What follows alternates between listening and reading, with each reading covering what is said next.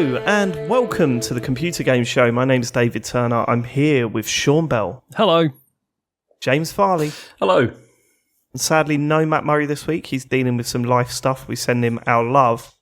But in his place, we have the one and only Capone Adam. Hello, Capone. How are you doing? Say his name and he appears. Hello. It's been a while, hasn't it? It has been a while, and the reason why you've said that is because I said that the first time we tried to record this podcast. This is like the fourth attempt to start. Admittedly, the first one was my fault. Since then, it's all been Capone, and the first thing I said is, it's been a while, isn't it? So you've just stolen my line, but it has been a while, isn't it? That's a good line. Do you know when you were last? Do you know when you were last on? Yeah, because I always say I only do one of these every 3 years. So it's been 3 years. Yeah. Okay, cool. And if you're wondering why it's 3 years, it's just because a lot of people listening to this, it can be a bit too much, especially with my edits. Okay, so like last time, okay. No, go on. Last time, no, go on. Last time I'll edit that out. That's why I'm glad we're not doing this on Twitch. So yeah, the last time we did a recording, there was one piece of feedback that I remembered, and it was someone saying that it actually makes them listening to my edits feel quite anxious because out of nowhere I'll just like play a random high-pitched sound. And so I think if I was to do this any more than like once every 3 years, it would just be too much. I mean, Go on, James. I mean, we're banking on this one though for the next, the next awards thing, aren't we? It's the one we're going to we're going to send this to folder, the Independent Podcast Award because they like editing. So haven't we agreed not to? Have we agreed not to enter that this year? Yes, we've agreed not to. I think Matt's going to enter us anyway. I think Matt's put us in anyway. Well, I'm not going. He can go on his own. I don't want to be there anymore. If you win, you have to make it a 30-minute podcast. You can't. Well, just every week. Yeah, It's very tempting. And if you remember the first episode of TGCS, yeah. Quite like Matt's really here. I gave you some feedback, and I said, because the show was about 40 minutes long, and I gave you some feedback, and I said, yeah, that's a really perfect amount of time. Okay, well, we've gone overboard with it a little bit, but no, it's good to have you back. And for those of you that don't know who Capone is, he is editing the show this week. He's infamous for his editing of our podcast.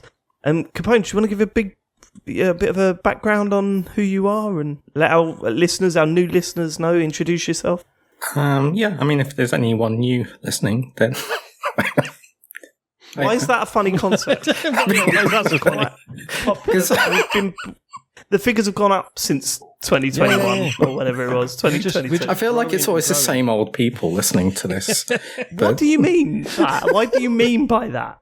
You do realise that the Patreon people that we read out at the start of the show isn't our entire audience, right? We're not just listing every one of our listeners. There's more than that. What'll I do?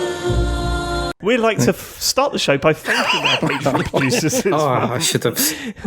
Do you want to read them, Capone? That'll take half hour if I do that. Let's go. Let's get okay. So I've got or do I have the document up? Yeah, I do. Okay. Yeah, good. 1. You don't need to do the number. You can just say the name. It's fine. It's fine. If I go quiet, let's let Adam do his thing. Aaron Patrick, the QuickBooks chap, which I always thought was 2 people, even though they've been doing this since forever. By saying the numbers, you're actually helping people out, because we get this with Moomin Biscuit as well. Yeah. Simon Nelson, Moomin Biscuit, trans writer, human rights. Dave Emsberger, Colm Brown, Gasman, Rocketman 76, Smooth Monkey. Come on, I can do this. Okay, we're at number 8. No, you've done 8. You were at number 9. I'm saying we're okay. Number 8. 9.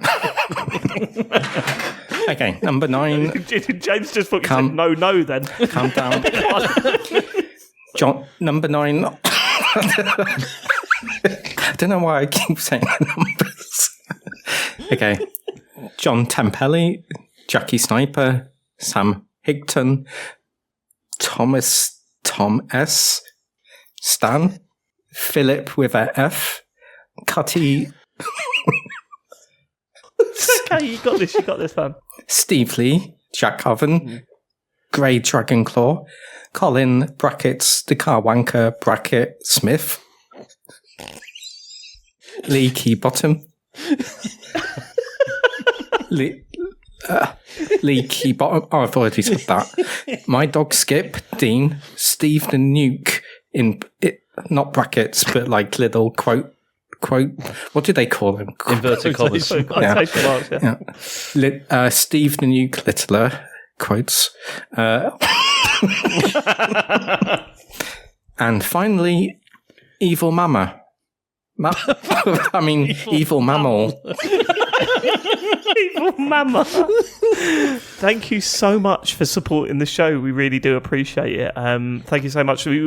If you would like to support the show, if you like what we do, I mean, probably not the best week to say this, but patreon.com/TCGS if you want to support the show. The bonus show went out this week. We spoke Keep about the all lights sorts on. of stuff. Yep, we could keep the lights on. Good point. I love the fact that you're just joining in randomly. Thanks. That's really helpful with the whole. No, I appreciate that. Keep the lights on. I always do this when I join, don't I? I always just butt in. I'm sorry. We'll get through this. Just one bit at a time. You keep saying that. And the longer you say it, the less I'm convinced that we're going to get through this. And Okay. I've got a feeling we're going to be here at 2 a.m. Okay, we've done the intro. We've done the intro, yep. That's what I'm. Thanks for that, Sugarphone. Can I finish the intro, please? Oh no! Yeah, you're welcome. Really be bad. Let me just finish this bit, Capone, please. Let me just finish this bit. We had our Patreon bonus show that went out this week. We spoke about Glastonbury. We spoke about a wonderful neighbourly dispute that Sean is currently going through. I'm not currently going through it. It's done and dusted. It's over. I finished it. I don't think it's over. I think it's just the beginning to a new series. Yep. Neighbour Calls is the next series that we're going to be working on. Patreon.com/TCGS. Sean, the Tatton Park Run is coming up. Do you want to plug this? Yes, I do. So Matt put all the posts out on socials last week, and I am thrilled to say that we're already up to 460 quid plus gift aid. So it's probably loads more than that, actually, which is absolutely incredible. Thank you so much to everyone who's donated so far, especially Tri-State, who literally was the first person to donate and donated 200 quid, which is absolutely astonishing. So, it turns out I really actually need to do this now. There's really no getting out of it at this point. So, sorry, what's funny? This is a charity. Yeah. What's funny, Tone? Just, it's simply the 200 just made me laugh. Okay, fine. We are going to get through this. Bit by bit. Yeah. Did you mention who you were actually raising money for last week? Because I don't think you did. Did we not? Yeah, we're raising money for Special Effect. A Special Effects, of course. An excellent charity. Where can people go to donate? It's a long URL. Just go on our socials and find it there. It's not worth reading it aloud. And support the run that TCGS listeners and 2 of the members of the show are doing. Right, Capone, are you with me? Yeah. We forgot to talk about the... never mind. Okay, let's talk about... What did we forget to talk about? Now I'm interested. Like the introduction, like who I am, because some people might be wondering who I am. We didn't go into the history, no. I think. Okay, well, let's go into the history. What's our history together, Capone? I first reached out to you on Joypod, or you reached out to me. No, what it was, right, was that you had in Joypod, you would invite listeners to add bits into the show, and I would regularly add a bit into the show. That's it, right? So the first time I remember now, the first thing we got when we asked listeners to send in their own segments for the podcast, you sent a video game idea in. Yes. And it was you. And the gag was, and I didn't quite work out if it was a gag or not, but the gag was you would start off really passionately talking about a game and slowly lose faith in it over the 2 minutes of audio that you sent in. And I thought it was fucking hilarious. And ever since, there's been a 50-50 divide on whether people take to you or not. And that was pretty consistent, pretty straight down the line up until the last episode of TCGS you did, when it was way more positive than negative on how many people enjoyed your appearance. So, I mean, it's a massive improvement. I'm not 100% sure that's going to happen this time round based on the opening 10 minutes of the show, but how are you feeling? Do you think this is going to go well today? I mean, when was Joypod? When was the first episode of Joypod? 2006, I want to say. Yeah, it would be 2006, yeah. But you're not sure, are you? So let me just check.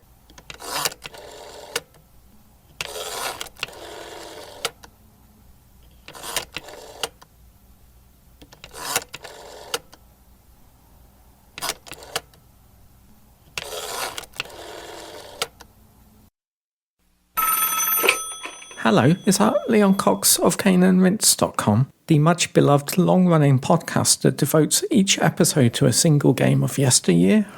Why, yes, it most certainly is. What can I do for you? Do you remember what year Joypod began?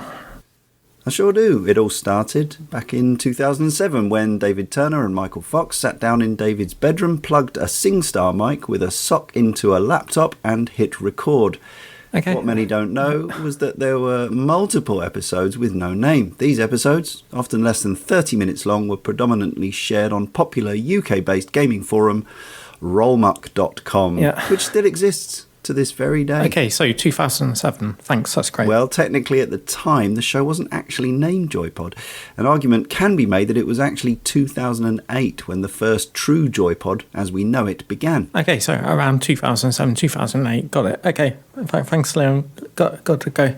Did you know that the show was very close to being called Joypad Pod before they decided to go with the much snappier name of Joypod? The show was a success, and in 2009 Joypod became a radio show at Play Radio, where callers would call in live to talk with David, Michael, and the occasional guests such as James Farley, who would eventually become one of the team's core members. That's interesting. Okay, got to better go now. Joypod eventually went back to being a podcast and partnered up with Spong.com, with the first episode being released on September the 22nd, 2010. Yeah. The episode titled Spong Presents Joypod Episode 1, Emo Samus. Okay, I better... During the Spong era of Pod, which ran 85 episodes, Sean Bell became a staple of the team right through to the end when the final episode, titled R.I.P., was released on the 9th of December.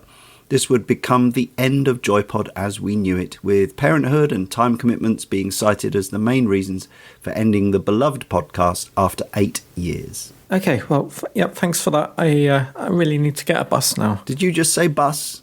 Have you heard of the game Desert Bus? Yeah. Did you know that Desert Bus was originally intended to be part of a minigame collection on the Sega CD, starring none other than the popular magician double-act Penn and Teller? However, the publisher, Absolute Entertainment, went out of business before the game could be released. Then in 2005, a copy circulated online, and one of the games called Desert Bus became a cult hit.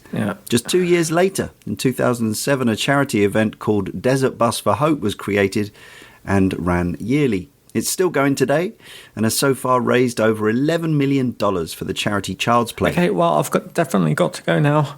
I'll make sure to listen to the new episode of Cane and Rinse. You're probably running out of games to talk about.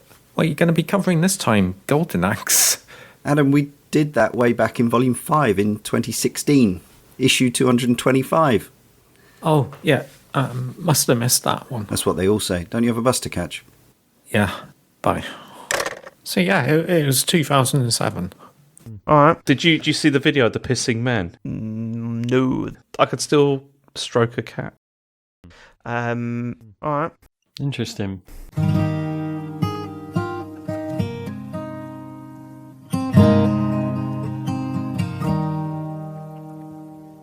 If I don't feel you. If I ever were to lose you.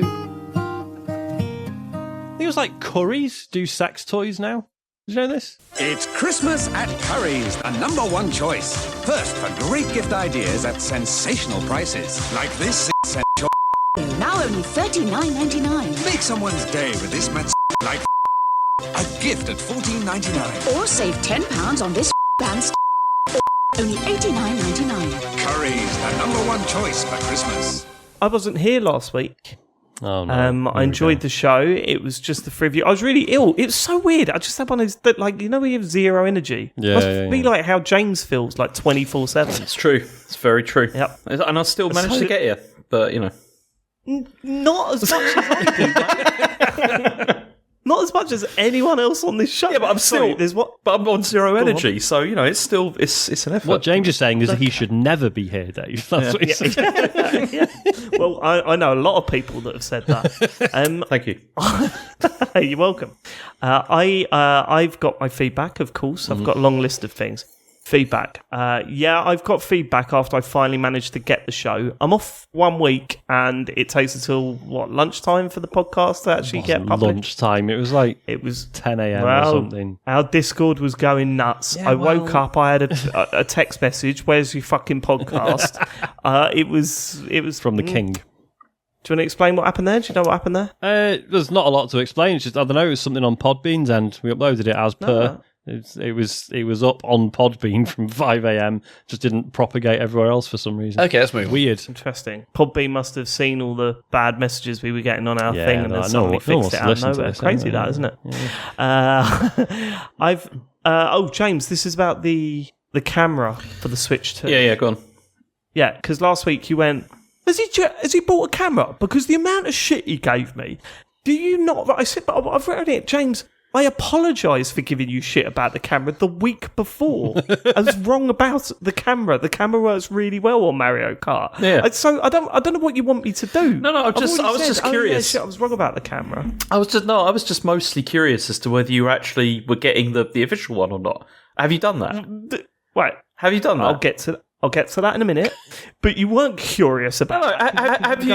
He was giving us so much shit it's about true. that camera. He was giving us so much shit. You were. Well, anyway, no, absolutely I've not bought the camera. You mad? that is insane. That is insane. A £50 little camera to stick on your desk. I mean, it's not even convenient. Like, I was thinking about it the other day. If I was to get a camera for the thing, you want one that's going to clip onto your TV. And then when we played our Mario Kart it's stream, true. It is a bit of a... You and Matt are like off to one side and looking off into like a different angle. I did change it so then you could just see like from below, Yeah, like up into my chin. Though, it wasn't very good. Yeah. No, I don't want that. I want the one that clips on top of the telly. But no, I've not bought one. Also. Funny how James loves the Switch camera so much, but when Xbox had their own camera with decades ago that could do way more than Nintendo one, he spent most of his podcast career slating it. That's not true. Interesting. I didn't slate it constantly. I didn't slate it constantly, but Kinect was a massive disappointment. It wasn't very good. Right, but it was better than the camera for the Nintendo Switch. Yeah, but this camera... Okay, the camera for the Switch is not claiming to be revolutionising the whole of gaming. What are you talking about? Which is what Kinect was doing. You're not reviewing the product. You're reviewing what some executive said about the product. David... They shifted their entire marketing strategy, everything towards Kinect. Do you not remember Star Wars Kinect? Do you remember all that stuff? But James, they didn't put a fucking Kinect button on the controller. What are you talking about? They didn't need to. Well, no, but on the Switch they've put a fucking You are the controller, chat button. Dave. Yeah, you are the controller. They've put the chat button on the controller. No, instead they shifted the whole user interface so that it was like using Kinect instead. Mate. The Kinect is better than the camera, the official camera for the Switch. I'm pretty sure it's more high definition as well. I'd love to know if it's higher definition than the camera that James. But it's just funny, isn't it? No, David. It's just funny. No, it's because you can't compare the two. They're completely... Yeah, you can't compare them. Yeah, one could do loads of stuff. The other one couldn't. One could do loads of stuff. One could do loads of stuff that nobody wanted, and eventually they had to get rid of it. It's like, and it also ended up cratering loads of studios as well. I'll let the listeners decide on what they think of James you Bond. can't you can't compare the two. They're not the same thing. One is an optional camera add-on. The other one had a whole system built around it where they couldn't. They said, you can't even have this machine without using this system. Right. This is the future. But they U-turned on that, and they U-turned on that before it even came because it was a fucking awful idea, and it was terrible. Right, yes. That was an awful idea. It didn't stop you slagging off Kinect, mate. Didn't stop. Yeah, because it wasn't very good. It was better than the camera for the Nintendo Switch. But they're totally different things. It's just that. No, if you'd realised that totally 5 minutes ago when Dave first mentioned it, we'd have saved a lot. Back and forth. They're drawn you in, one James. Could do more than the other. One could do more than the other. The main difference, right, is that one's got a logo for a company that James likes, and one's got a logo for a company that James doesn't like. You keep telling yourself that, David. I know that you're still bitter about Kinect. I need to keep telling myself. I don't need to keep telling myself. I know it. Right, okay. Sorry, Kinect V2 and the Switch 2 camera are both 1080p. Oh, okay. So, but when did V2 come out? Oh, I don't know. That's the question. I guarantee it's over 10 years since the Nintendo Switch 1. Again, wasn't it like 80 quid compared to 50? Weird, isn't it? Weird that. But again, not claiming to revolutionise gaming, David. It's it's just a fun add-on. It's all right. So if the Kinect come out as a fun add-on, no, because when the original Kinect come out, you slagged that off as well, and that was a fun. Because add-on. it was a fun add-on, but it also wasn't very good. Okay, but the Nintendo Switch camera, very good. At what point have I said it's very good, David? You go back and listen and have a look. Right, okay. See how many times have I said it's very good? When you started giving it the big one about how you thought I bought it, right? MIG cartridges on the Switch. Yeah. I was unsure about this discussion. I was very, very unsure. Go on. It seemed like it was being suggested that it was a bad thing that Nintendo were like not bricking, but stopping people from getting on Nintendo Online if they've used a MIG cartridge. Explain to me why that would be seen as a bad thing. I'm not quite. What do you mean? I don't think we said it was. Look, I'm open to it. I don't think. No, but you did. You guys, when you were chatting to it, you were implying that I don't really agree with them doing this, and I kind of think I sort of understand it though because they've got to protect their system, right? Well, no, I said at the time. I said obviously there will be some people who genuinely, and probably a small fraction of the people using the MIG cartridge will have been doing so legitimately. But right, also, but I don't even think there's a but that's why I said last week, Dave. I know most people will be using it for piracy. So, and I also said that Nintendo said they were going to do this. So I don't really know why anyone risked putting a MIG cartridge in their Switch 2 in the first place. But yeah, for sure. And you were right to point out, I saw loads of articles saying, no, they're bricking my console, and they actually weren't bricking a console. But I do kind of think, look, I'm not totally against piracy or ROMs or anything. I'm not totally against that. I get a lot of that stuff, especially for really old retro stuff. I think it revitalizes that. And I'm fully aware that not a downloaded ROM equals a sold game and stuff. However, I do think modern day consoles need to be protected from this sort of stuff because you're literally. Whether their intention is to do this or not, they do have to sort of support the developer to the point where, because they're not doing this, if I release my game on Switch 2, it'll just get downloaded 200,000 times and that kind of fucks us as a studio. They're probably still sore from the R4 days on the Nintendo DS where loads of developers were just we can't fucking sell games on the DS now because everyone pirates them. Okay. And, there will have been, certainly there'll have been people in the development community who saw that as Nintendo's failure to secure the hardware against that stuff. The analogy I always think of with this stuff is when you buy a car, you accept that there are legal requirements to it being on public roads. If you want to illegally modify it, fine, but you can't go on the roads with everyone else. Right? And I think that's kind of fair enough. Okay, obviously, with cars, it's more of a matter of life and death rather than someone pirating video games. But I sort of get it. And I think if you are, like I say, given that Nintendo set their stall out pretty clearly, I think anyone who was putting a MIG cartridge in their Switch 2 probably should have thought better of it.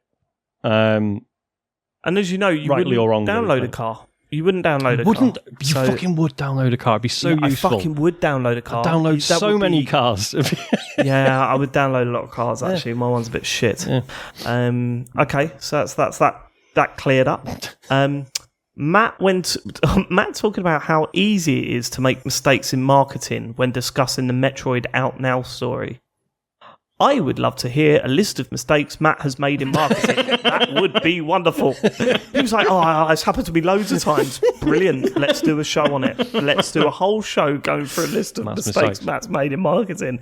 I would love that. That would be good. I mean, if Matt was here, if anyone's listening to it thinking, that's a bit harsh, Matt's not here. If Matt was here, he'd be saying, well, one show wouldn't be enough. Okay, let's move on. Weird. So... Yeah, that's true. So this is a little bit mean-spirited, this one. Uh-oh. Sean, when talking about Fortnite with Isaac, said A and then said 2, which really made me laugh. Shit. It always does when you spot it, even though I do it all the time. But I didn't even know. It wasn't intentional if you were hoping that was a funny gag I was doing. I knew it wasn't. No, I knew it wasn't. Not got it in you. And then finally, sorry. I do more character stuff. And finally, I don't look like Thomas the Tank Engine. That wasn't the thing.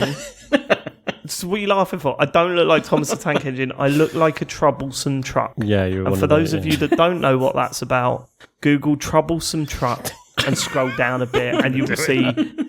You'll see a picture of Dave. Identity theft. You will see identity theft. I'm just looking at it where there's like 4 of me on it.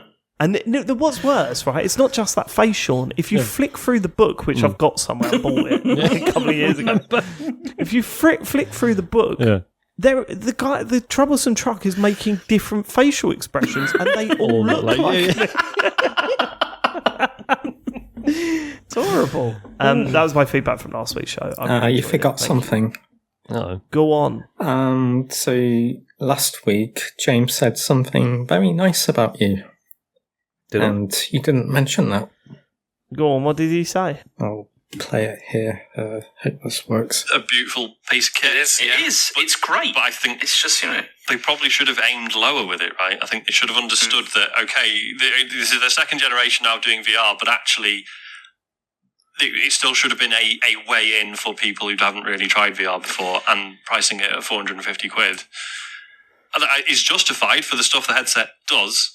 I remember. But I think they should have pitched it lower. But see, it was the thing that David's always said, and he's right about this, where they maybe should have released a standalone, like PlayStation VR, Credit. The original. Right. Yeah, the original. Okay, fine. Yeah. But did you hear him nearly throw up in his mouth when he said it? This is the thing. When I'm right about something, James has to admit it. He really doesn't like admitting it. He really doesn't like it. Am I wrong, James? I mean, no, not entirely wrong. But why, though? What's wrong with me? What is it that you don't like? Like, what was it you said to me? Maybe I skipped past that, but you said David's never worth an apology. David's never worth an apology, you said. Well, I think I must have skipped that. I'm not putting the camera switch. I'm unsure as to why James thinks that I'm never worth an apology after all I've done for him. It's really upsetting to hear. And that's why. I missed that bit out. And that's why. It's like... Why? Just the whole, I made you and all that sort of stuff. It's nonsense. Is it nonsense? It's nonsense. Because I remember a little chat on a bus we had once. Fuck you. Let's get to the feedback from the listeners. Hey, so on a recent episode, they were talking about Resident Evil 9. It had just been announced. And Matt starts talking about it. And, just listen. I'm really excited for this. It just looks, a bit more. Well, it looks more grounded. They've obviously focused a lot on the PlayStation, and I think we might see the mansion and other parts of the city kind of blown up. So very. Did you hear that? Let me play it again. Well, it looks more grounded. They've obviously focused a lot on the PlayStation, and I think we might see the mansion. He says PlayStation, doesn't he? Well, it looks more grounded. They've obviously focused a lot on the PlayStation, and I think we might see the mansion. He surely means police station, doesn't he? Because he's clearly referring to the iconic Resident Evil locations, the police station and the mansion. They've obviously focused a lot on the PlayStation. That's the yoke. Big Bang Langston, a.k.a. the Piss Wizard, Says, all right, lads, just wanted to say that if you three carried the last show well. It was a reminder to me and the missus of the golden age of TCGS. See? It baffles us that when David calls in sick, it doesn't affect anyone else, but when any of you other guys aren't able to make it, he does absolutely nothing and expects one of you, usually Sean, to pick up the slack. Why doesn't he do it? I love Dave on the whole, but he seems like a bit of a work-shy bastard. Sort it out.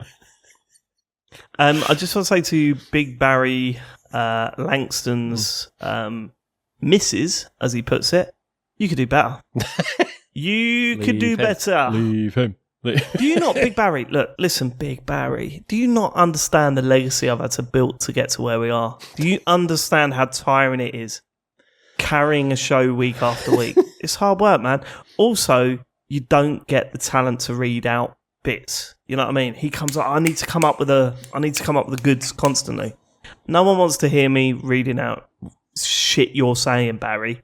Sean does that bit, and I react with a gag. So I'm thinking, see, for me, it's tiring mind. For me, it's worth it because the mental toll of being the first person to speak on a podcast is massive for me.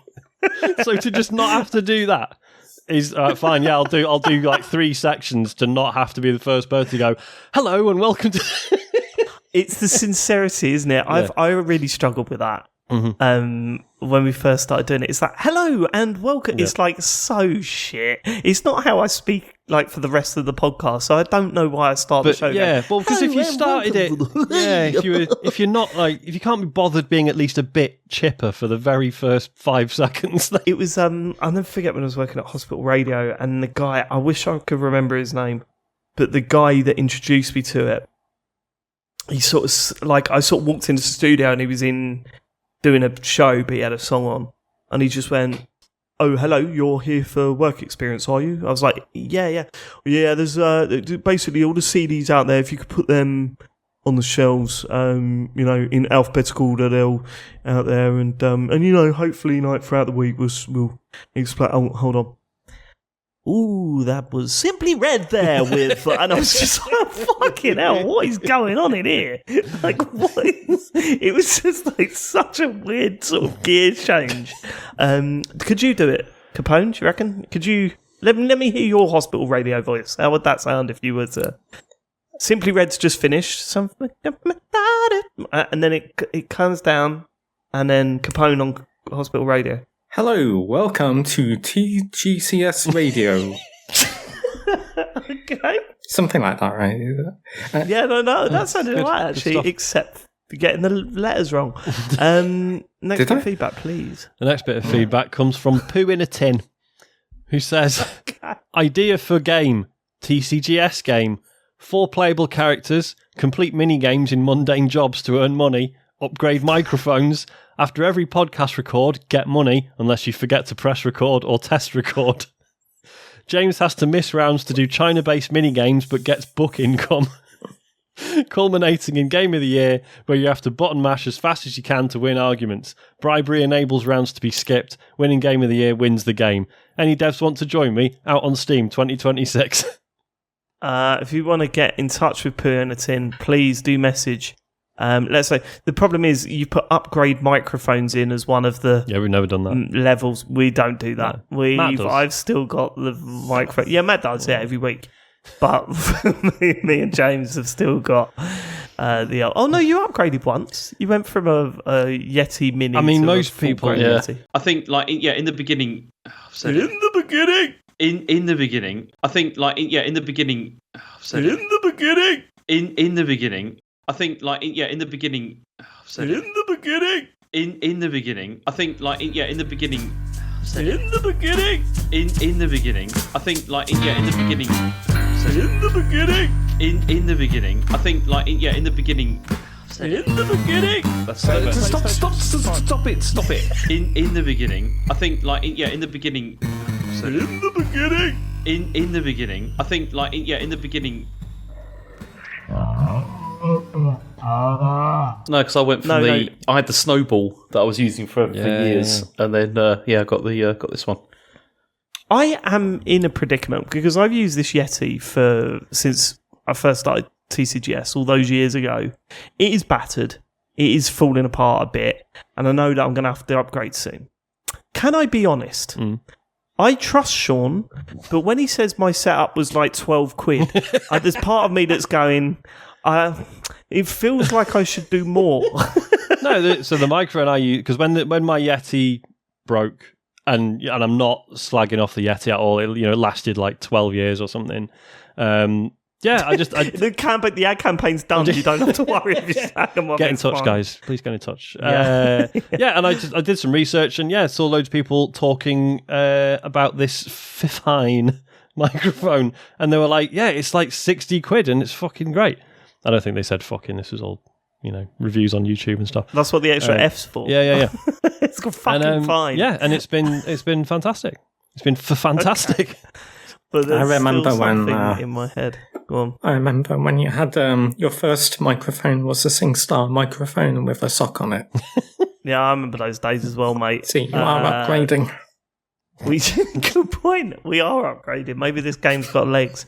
If you're interested in creating a 2CGS game, then please get in touch and we'll pass your message on to Poo in a Tin. Next bit of feedback, please. Rascal Fist says, I'm not going to lie, Sean's thank you for letting us be natural closing line last week is certainly no thanks for living it. I know David was poorly, but that's no excuse for letting standards slip this low, is it?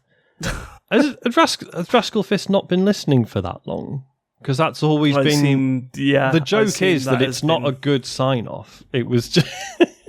It just sort of came out of nowhere, didn't it? Yeah, I just was on the spot and I made something up and I just thought it's funnier if I stick with it even though it's bad. Which is kind of where Thanks for Living It comes from as well. A mistake that we just haven't stopped. What was your... someone mentioned you the other day. What was your sign-off? It was Matt, wasn't it? What did your sign-off used to be? Capone? On your... Whenever you did like your Capone TV shows. Enjoy the ride. Enjoy the ride. Enjoy the ride. Yeah, I don't know. That doesn't really work, does it? It's more of an introduction. Like, get buckle in, enjoy the ride. It's not really something you close with. No, are you realising that now? Years after your Capone TV show. Okay, fine. Yeah, I really regret that. That used to be on Justin TV, which wasn't that what turned into Twitch? I mean, I was doing Twitch before people were doing Twitch. If you remember when I went to the Premier Inn Hotel and wore a bucket of KFC on my head whilst doing the stream. I do remember that. Yeah. Holy shit, I do remember that. Fucking hell. We've come a long way, haven't we? Yeah. Look at me now. We can't, you wouldn't let us stream. Oh, yeah. Okay. Next bit of feedback. The QuickBooks chap says, big thanks to you guys for sorting out the Mario Kart session. Well worth the Patreon membership alone. Such a good laugh, and even got my wife to join, which makes the subscription a joint expense. Also, winning the first knockout race has to be one of my gaming highlights. I screamed the house down during the last climb up Peach's Castle. Thanks again, and anyone listening who wasn't there, don't miss out next time. Also, shout out to Nintendo, absolutely rock solid. Just wish they would let the cameras on in private rooms. Cheers all. That sounds a bit seedy when you phrase it like that. Yeah, I'm not 100% sure I'd want them to do that. But you're right, it was rock solid. Once we were in there, it was rock solid. It was fine. It didn't feel stuttery at all. But that Mario Kart session was absolutely fantastic. And the one thing that confirmed, James and I are really fucking good at Mario Kart. Yeah, we're pretty good. Yeah, we're pretty good. 24 people, and it was just me and you winning all the time, wasn't it, James? Yeah, we're pretty good. Pretty good at that. Pretty good, baby. No? Anything to add there, Sean? I was occasionally okay at Mario Kart, so I'll take it. Rogie says, as if James could not hide his anti-Xbox bias anymore. In last week's episode, at around 27 minutes and 35 seconds, he referred to people's Xbox purchases as, quote, stuff. I don't remember this. I'm all for the odd bit of saucy banter, but this was a little too far. We expect better from the venerable doctor. Here we go. This is James slagging off people, calling them the C-bomb on our podcast. Ready? It's not confirmed, but that seems to be pretty much where they're going with this. And the interesting thing about that is how that's going to impact like Xbox games, like the kind of stuff that people already own. Because okay, all right. I mean, that is a Freudian slip. That was definitely a slip. But you see, I did use the C word at another point in the show. Yeah, as I was well. going to say. Oh, yeah. But was it bleeped out? Because I thought it would be, and maybe it wasn't. Was bleeped out. Oh, it was. Okay, but you could tell what it was. Oh, okay. Well, I could. I mean, that's the best. I mean, I always like it when you can still kind of partly hear it. It's fun. Okay. Jashield Any more feedback? Says, evening team, just a quick one. I was in a campsite in the middle of fucking nowhere in Skye and bumped into a TCGS wearing hoodie owner.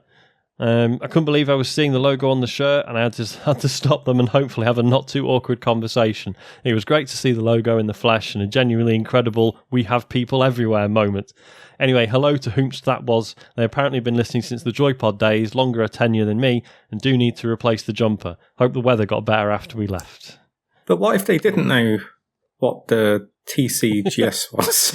Oh yeah, I know I bought this in a charity shop. Why? What is it? I found it in the bin. Or it's their partners or something. Or, No, they know. They know. We're the biggest small pod in the world, aren't we? We're everyone knows a TCGS listener. I mean, massive, isn't it?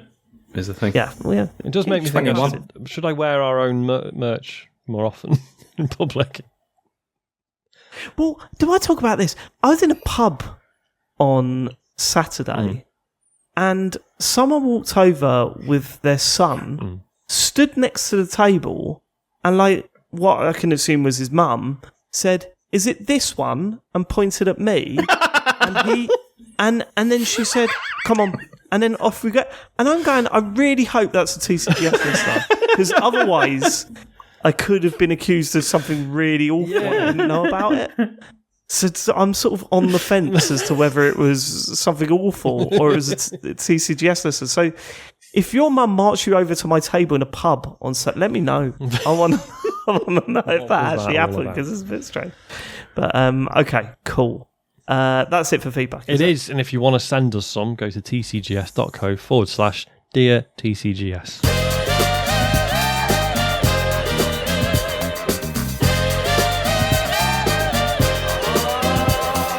That's the way I like it. Oh God, it really made me cringe, but it was they made up by, they were repeatedly playing the sounds you get at fairs on the rides. Scream if you want to go faster. They were playing that in between songs, and I thought that was one of the funniest things the band's ever done on stage. Start doing that on the show. Oh mate, wouldn't it be good if we had one of those? Like we just had a button, scream if you want to go faster. I love that. Are you a fan of news, Capone? I am indeed. I watch news all the time. Do you particularly like news about the video game industry? Is that something you're interested in? Yeah, I mean, it's important for me to keep in, when I'm following game news, I want to be really highly motivated and feel good about the industry that I work in. You do sound highly motivated, so good. So we're going in to the news segment. Okay, good. Wait, James. It's time for the news, please. Please read out the news. Thank you. Well, this is awkward because, I've been feeling good about things. Probably not going to be from the first story. Oh, God, it's shit news week again, everybody. It is. Let's all calm down and take the tone down. Because Don't Nod are apparently cutting a non-insignificant chunk of jobs from the studio. So they've not confirmed it yet, but apparently the cuts are coming in. QA artists and level designers are all being laid off, which is not good, obviously, because they already let a load of people go after Jusant and possibly something else last year. So yeah, scream if you want to go faster. I'd love to know how many people are left. Yeah, they keep releasing games that don't seem to be catching. And what I mean by that is that a studio needs to make money at some point. And I know that that's not all studios do work on games that they're releasing. They help out other studios. They pay third party work and all that sort of stuff. It's a shame because at one point I absolutely loved this studio and the stuff they were putting out seemed so revolutionary and so interesting. And I've not felt that about Don't Nod for a while. And that of course, doesn't, Scream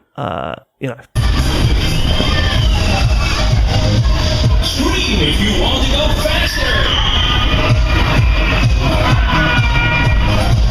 It doesn't mean that there should be cuts to their studio, or that I think, it was inevitable. But it's just sad really to see, shit, isn't it? Yeah, it's sad to see. You'd have thought that Lost Records might have done okay because it was on Game Pass and also PlayStation Plus as well. Like they didn't. Yeah, but you just don't know what sort of deals that does. Was it on PlayStation? Was it on Game Pass from day? No, it wasn't on Game Pass. Was it not? No, it was just on. Yeah, no, I don't think it was. Yeah, yeah. I look. It wasn't a very good game, was it? No, let's face it. Really wasn't. Again, not a reflection of the studio and their potential, but it does feel like that. Don't Nod is sort of winding down now, and it's such a shame from a studio that was doing so well at one point. Scream if you want to go faster! Okay, next story is about the altars. Is that how you pronounce it? That is right, yeah? How else would you say it? I don't know, the altars. Why would you say that? I don't know. They're the altars. Yeah. Yeah, because that's what I'm saying. Say alternate. That's... Well, some people do, actually. Do they? It's, yeah, I've heard people say that. No, they don't. See, it can't be wrong. It's You true. can't just go, yeah, I'm an idiot. I have heard people say that, and I'm standing You've heard by people it. say alternate. Yeah, and I'm standing by that. Okay. I've heard people say it. Name them. I'm not. Come on, that's ridiculous. It's like I can't remember everybody I've ever watched in a YouTube video ever. But I'm sure I've heard someone say that before. I've heard someone call them hobnibs, so that's just as valid as hobnobs. Yeah, No, I'm not saying it's as valid. I'm just saying I've heard it. Haven't you played the game, James? No, I haven't. Oh, okay, sorry, I thought No, but you understand the concept of the game. Yeah, obviously, yeah. Okay, so it's the altars. Yeah. Right. Cool. I'm glad we've established that. Yeah, that's good. But yeah, it a long time ago. Bodes well. This was established. We haven't established that now, James. We established that. We just confirmed it. We've confirmed it, David. I was going to say this bodes well for the very thorny, nuanced discussion we're going to have in about 50 seconds. I'm going to let you two go at it. Go on. So basically what happened with this was that this week people seem to have discovered that AI had been used for generating text in the game. Onions can be anything. Anyway, do you want to hear about for the monitor information, so the stuff that's kind of in the background that maybe a lot of people aren't really going to look at or really be that bothered about, but also the subtitles for translations, particularly for the Brazilian release. And I mean, since 2024, January, Valve has required games that use AI in any way to label it and say this, AI is being used for this, but they. The studio didn't do that. So, I mean, this is one of the examples. So, on one of the in-game screens, it says sure, here's a revised version focusing purely on scientific and astronomical data. So that was obviously a prompt that they just copied and pasted into the thing. And then also for the subtitles, one of the subtitles read, sure, the text translated to Brazilian Portuguese is, and then it has every conversation. Oh, yeah, it has this. Oh dear, that's not good, is it? Yeah. So apparently also the subtitle translations in general are kind of riddled with mistakes. And it was Handong Ryu, who was in charge of the Korean translations of the game, has actually said, he says, I was responsible for translating the vast majority of the Korean version of the altars. Unfortunately, the same issue exists in the Korean version as well, which makes it more likely that the second scenario you mentioned is closer to the truth, which is that somebody, they passed it through a large language model to begin with, and then given it out to people to check and go through. It says, while no AI prompt has been exposed, I can confirm that the same section of the Korean localization shows clear signs of having been run through an LLM without proper editing. So this all started at the beginning. It was the beginning of the week, right? In the beginning. In the beginning, I think. In the beginning. In the beginning. In the beginning, I think. In the beginning. In the beginning. In the beginning, I think. In the beginning. In the beginning. In the beginning, I think. In the beginning. In the beginning. That's Stop it. In the beginning, I think. In the beginning. In the beginning. In the beginning, I think. In the beginning. And then 11-bit has now responded to this, and they argued that the use of AI represents a limited impact on your gaming experience, but they'd also said that obviously we probably should have said something about it. So The full quote was, they said, AI-generated assets were used strictly as temporary... what are WIPs? Is that like Work in progress. Well, that's right, yeah, work in progress during the development process and in a very limited manner. Our team has always prioritised meaningful, handcrafted storytelling as one of the foundations of our game. During production, an AI-generated text for a graphic asset, which was meant as a piece of background texture, was used by one of our graphical designers as a placeholder. This was never intended to be part of the final release. Unfortunately, due to an internal oversight, this single placeholder text was mistakenly left in the game. And then they also argue that the translation stuff was limited to, apparently there are these like parody licensed films. Yeah, there's like movies you can watch in the game that are actually, I keep forgetting the name. It's actually some really famous like YouTube account that they got to do these little short films. They're actually quite funny. But yeah, apparently it's the subtitles for those, right, that was sort of last minute. And so they said, due to extreme time constraints, we chose not to involve our translation partners and had these videos localized using AI to have them ready on launch. Approximately 10,000 words out of 3.4 million across all languages in the game, or just 0.3% of the overall text. They said if they didn't use AI, then the content would have only been available in English, and they didn't think that was fair. And so that was that. I mean, I'm sure their answer is going to placate everybody, and everyone's going to be. This has gone away. It's the story's over. And obviously anyone who listens to the show knows I played and really enjoyed this game. Like the main thing for me is that they didn't disclose it, right? Like, I've got a lot of problems with generative AI stuff.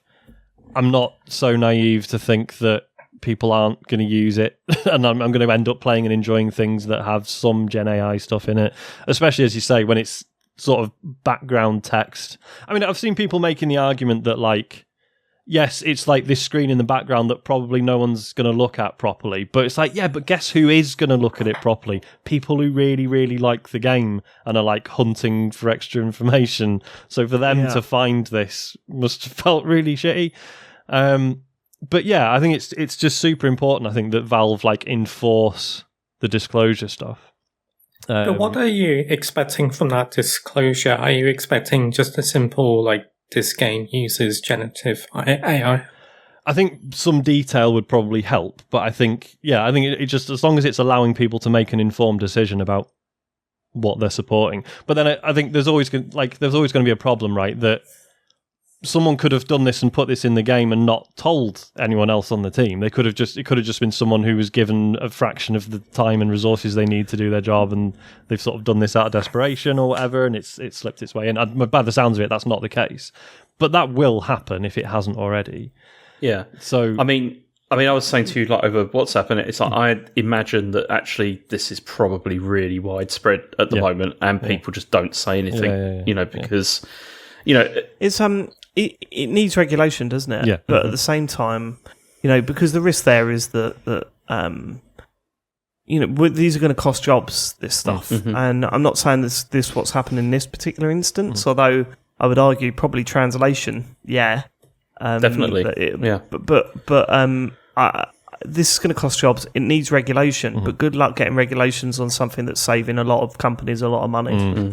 It's just not going to happen, is it? Like the idea that they're going to regulate this stuff and these huge... But then you could argue that's exactly what regulation is for, right? Yeah, but I'm talking about introducing... Like, this directly will impact on a huge saving that loads of companies are making at the moment. I can't see it going through at all. It's awful. Like, it's really strange. There was another story this week. So the new Everybody's Golf, apparently, like, some of the textures in that Gen AI, and you just think, like, I think they said it's like, it's some of the trees and something else, and you just think, for the potential backlash, is it really worth it for just a cut? Like, if you're going to use it, fucking do the whole game. Do you know what I mean? Like, hardly seems worth it. I don't know. So it's really strange. Yeah. It is a shame. Okay. Does it make... Well, how do you feel... What's your reaction? Because I know that you really like the alters. Yeah. I mean, you had problems with it, but you really liked it. How's your personal reaction been to this news story coming out? I mean, as I say, it's like, I've been lucky enough that, like, okay, I didn't read that background text. I, played it in English, so I didn't see any of the signs that there was AI stuff in this. I think if I'd come across that stuff, it would have really soured me on it. I think it just pulls you out of it. It's like when, well, I mean, the game does have other bugs, to be fair, but so I think any sort of like bug that pulls you out of an experience, especially a very narrative-heavy one, is just always going to feel really shit. But it just so happens that in my experience of it, I managed to dodge it.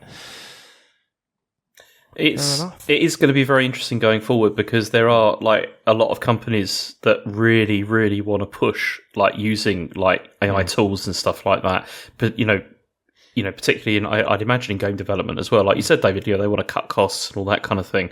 And it'll be interesting to see how people react to that. I mean, I think probably the best solution is, like you said, Sean, like it should be that the platform holders have to, have some system where whether or not you do have to declare it and say what you've used it for. I think that would be fair. That's how it works. I mean, like in academia, this is something that we're dealing with like massively now in terms of like, because people are using it for all sorts of stuff. And a lot of publishers are like, yeah, you can use it for stuff like, like working on citations or for like copy editing or whatever, but you have to say that you've used it, and like you explain what model you've used and all that kind of stuff. But yeah, it's not great.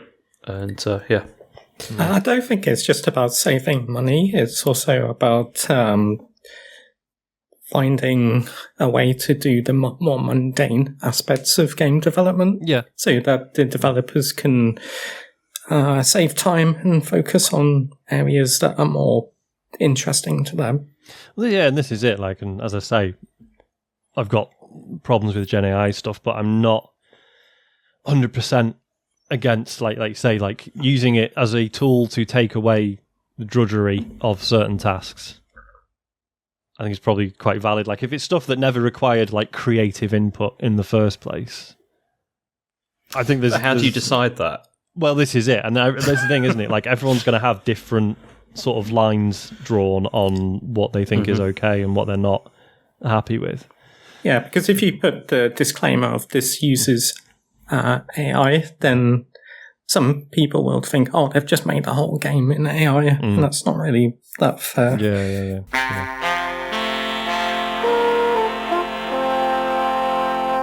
Yeah, for sure.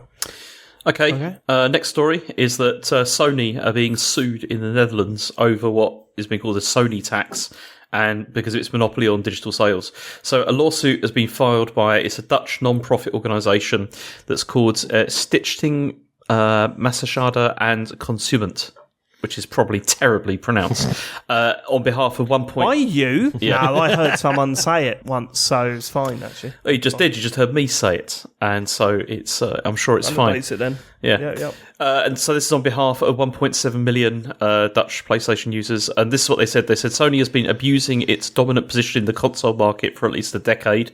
And the problems there are a result of this sort of the increased prevalence of like digital sales and digital only consoles. And they're saying that this is like a Sony tax. They said these consoles work exclusively with digital games rather than physical discs. Yet economic research shows that consumers pay an average 47% more for a digital version of a game compared to an identical physical copy. Fuck my gorgeous face. Yeah. Even though Sony's distribution costs are significantly lower. And then they also talked about the rise in price of consoles as well, saying the fact that Sony dares to raise prices by double digits without offering anything meaningful in return speaks volumes. Sony is the sole provider of digital content of the world's most popular gaming console, with more than 80% of Dutch console owners using a PlayStation. Sony is free to make decisions with little regard for competitors, developers, or consumers. And they're looking for damages of up to 435 million euros, and there's going to be a hearing later this year. Get used to it. Sony are gonna. This is going to be Sony for a while now. I think they're on top at the moment. They're firing on all cylinders. They seem to be having an increased lack of competition. Yeah. Can you imagine? They really don't. Like the office, the Xbox offices. Like, oh look! It says Sony are getting sued. Look, oh, why are they getting sued? Oh, it says they're effectively the only console in the market.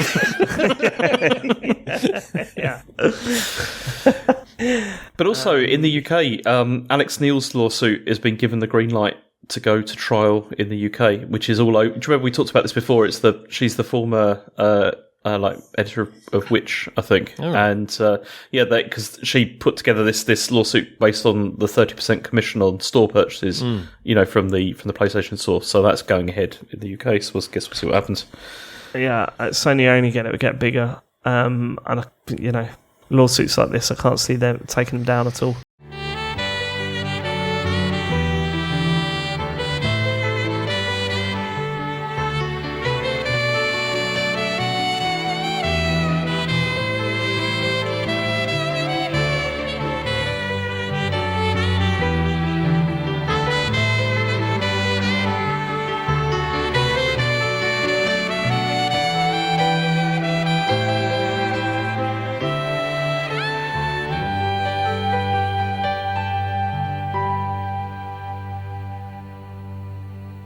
And there's some more Sony stuff because they've also said that they're still definitely not going to release first-party games on PlayStation Plus day one. Well, they were never going to. I don't think it works as a business model for them.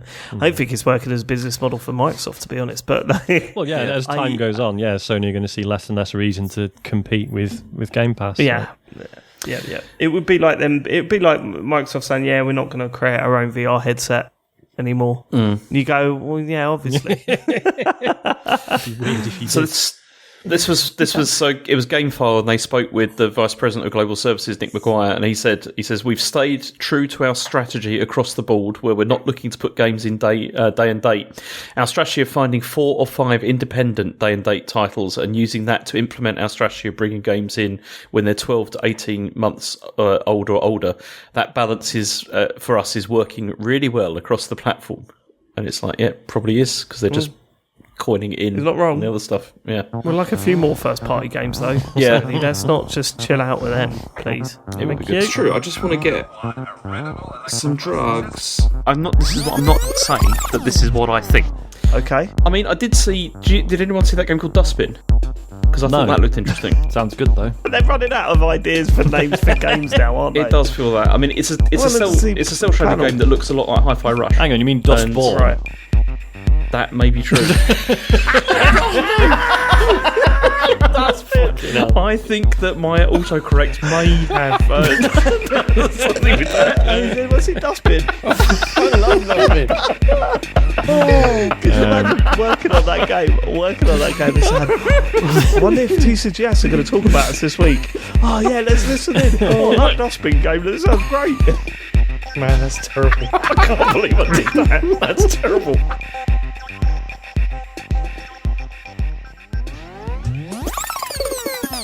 Okay, next story. Do you want to hear about Dbrand, David? Never. It's a negative story. It's fine. Dbrand. I hate them. Yeah, I know, but I bet their response was like, hey, fuck all of you lot. It kind of was. Literally was, yeah. Really? Yeah. Was it? Go on. So, Dbrand have released a case that's called the Kill Switch that was for the Switch 2. And then people started to say that it was too easy to detach the Joy-Cons when you were using this. And this happens because apparently... Right. This is really interesting because this speaks to something we all learned from playing the Switch 2 Welcome Tour. So, can I have a guess? Go on. Is it removing the gap between the console and the It removes the gap. And what's quite funny about it is there's like loads of people putting videos online of like them holding it and then just the console just falling. You're like, should we briefly explain for people who don't have a Switch 2 or weren't stupid enough to buy the Welcome Tour? So basically, the Welcome Tour, because the Joy-Cons are held on magnetically, there's like a tiny gap between the main sort of case of the Switch 2 and the main case of the Joy-Con. The reason being, if it was completely flush, if you sort of pulled sort of forwards or backwards on it, that would essentially create like a hinge at the front or back, and it's like a lever. Yeah. We make it way easier to pull off. So the gap is actually really important. And so now Dbrand have made this case that sort of eliminates that, and people are just posting videos of picking up the Switch with one of the Joy-Cons falling apart. But then, what happened was Dbrand then went on Reddit and said that nobody holds their Switch 2 like this. Was the thing? Was the first thing they said? It says, I hate Dbrand so much, man. And then they said that people were actively trying to make it happen, like on purpose. And so they would like trying saying, they're trying to make us look bad or whatever. And so, but then now they've come out and they've been like, okay, we weren't right about that. They said, after reading your feedback, it's quite clear that our post was a spectacularly terrible response to the issue at hand. Some of you have expressed that opinion in a perfectly reasonable way. Others have expressed it with literal death threats. We're not clear on how this went from a problem we need to address to this is the worst company to ever exist. But we acknowledge that every complaint we've received is underpinned by a problem that we alone are responsible for solving. As easy it is to boil our original post... You're also responsible for introducing. Don't just focus on, hey, we're responsible for solving it. You've caused this problem. Also, sort of saying, we don't know how this went from a problem to us being the worst company. It's like, because you were pricks about it. I don't. And obviously, nothing justifies death threats. Let me just make that absolutely clear. Of course not. Because this has always been their shtick, and I fully admit I used to think it was quite funny. But it's worn. Really? It's worn. At what point did you? This just worn so thin. Funny. Just like when they would make little jokes, like, "Look, we're not doing skins for the PS5 because we've seen what you lot are like trying to put skins on a phone. Never mind a whole console." I was like, "Yeah, to be fair, that's quite funny." But yeah, they just—I don't know, man. They've taken it way too far. I think. I mean, this response, because they also kind of. I mean, the stuff how they end this is like they're still basically be horrible. It says, as easy as it is to boil our original post down to "you're holding it, Ron," what we're sober to now is the point that you should be allowed to hold it however the fuck you want without detachment occurring. We get it. Please continue dunking on us for the next 6 to 8 months for reincarnating Steve Jobs. And what? I don't get that. That's to do with do you remember with the iPhone 4? And there was the whole thing where if you held it in a certain way, it wasn't good for the antennas. Okay. There was that whole thing. Continue dunking on us. Fuck you. I fucking hate Dbrand. But they have said that they're going to send out replacements to everyone. But they said that the solution is not going to be easy to engineer and will take some time. Probably don't buy one of those. I mean, regardless of what I think about their attitude and their comms strategy, I have previously always said they make good stuff. This sort of goes against that somewhat. Take it back. Yeah. Take that back. They don't always make good stuff. This is like the Annapurna thing all over again, isn't it? So, a little blast from the past here.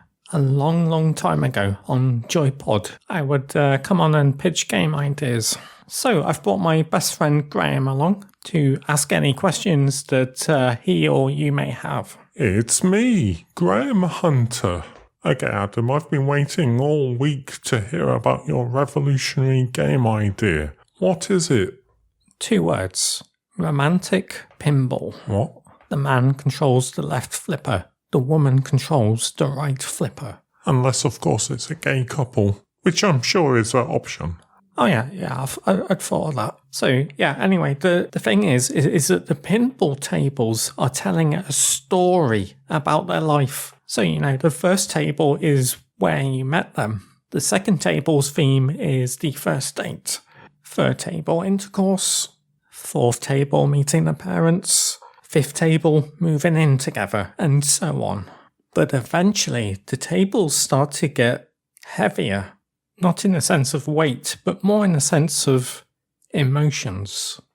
As you play more tables, you start to realise this is about the long, slow breakup of a loving couple. Yeah, I don't think Matt's going to want to play this. No, it's more tragic than that.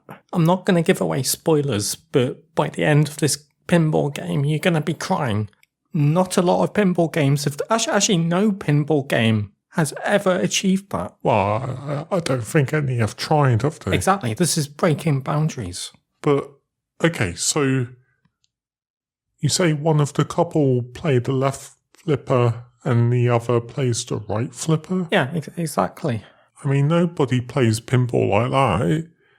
Surely they would just take turns. And why would they be playing tables about their own life? Who made these tables? No, it's just like a metaphor, isn't it? And I've seen couples play pinball like that, where one person is on the left flipper and the other is on the right flipper. Really? Yeah. I mean, let me explain, right? When you're in a really amazing relationship. Like me, your minds are kind of connected. You sort of become one with one another. A bit like Sephiroth and his mum in Final Fantasy VII. Oh, I'm confused. What's the goal of the game? Well, I mean, I don't want to give too much away, but eventually it's just one of you pressing the flipper on the table. Why on earth would someone play pinball with one flipper? Again, I don't want to give too much away, but there might be an accident.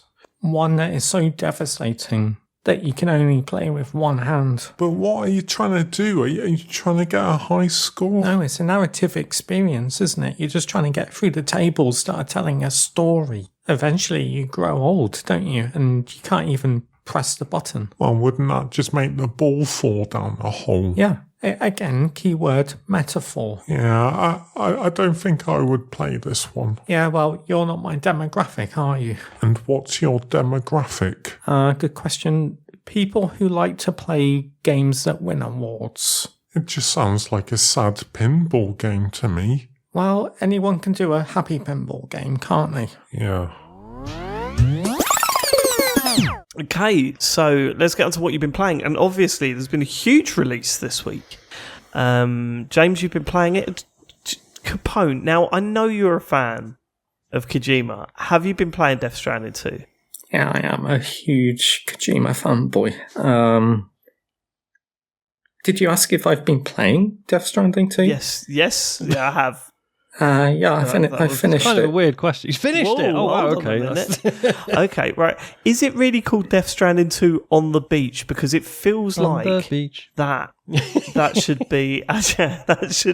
It should really be. I don't know, Animal Crossing on the beach rather than Death Stranding 2 takes to the ocean.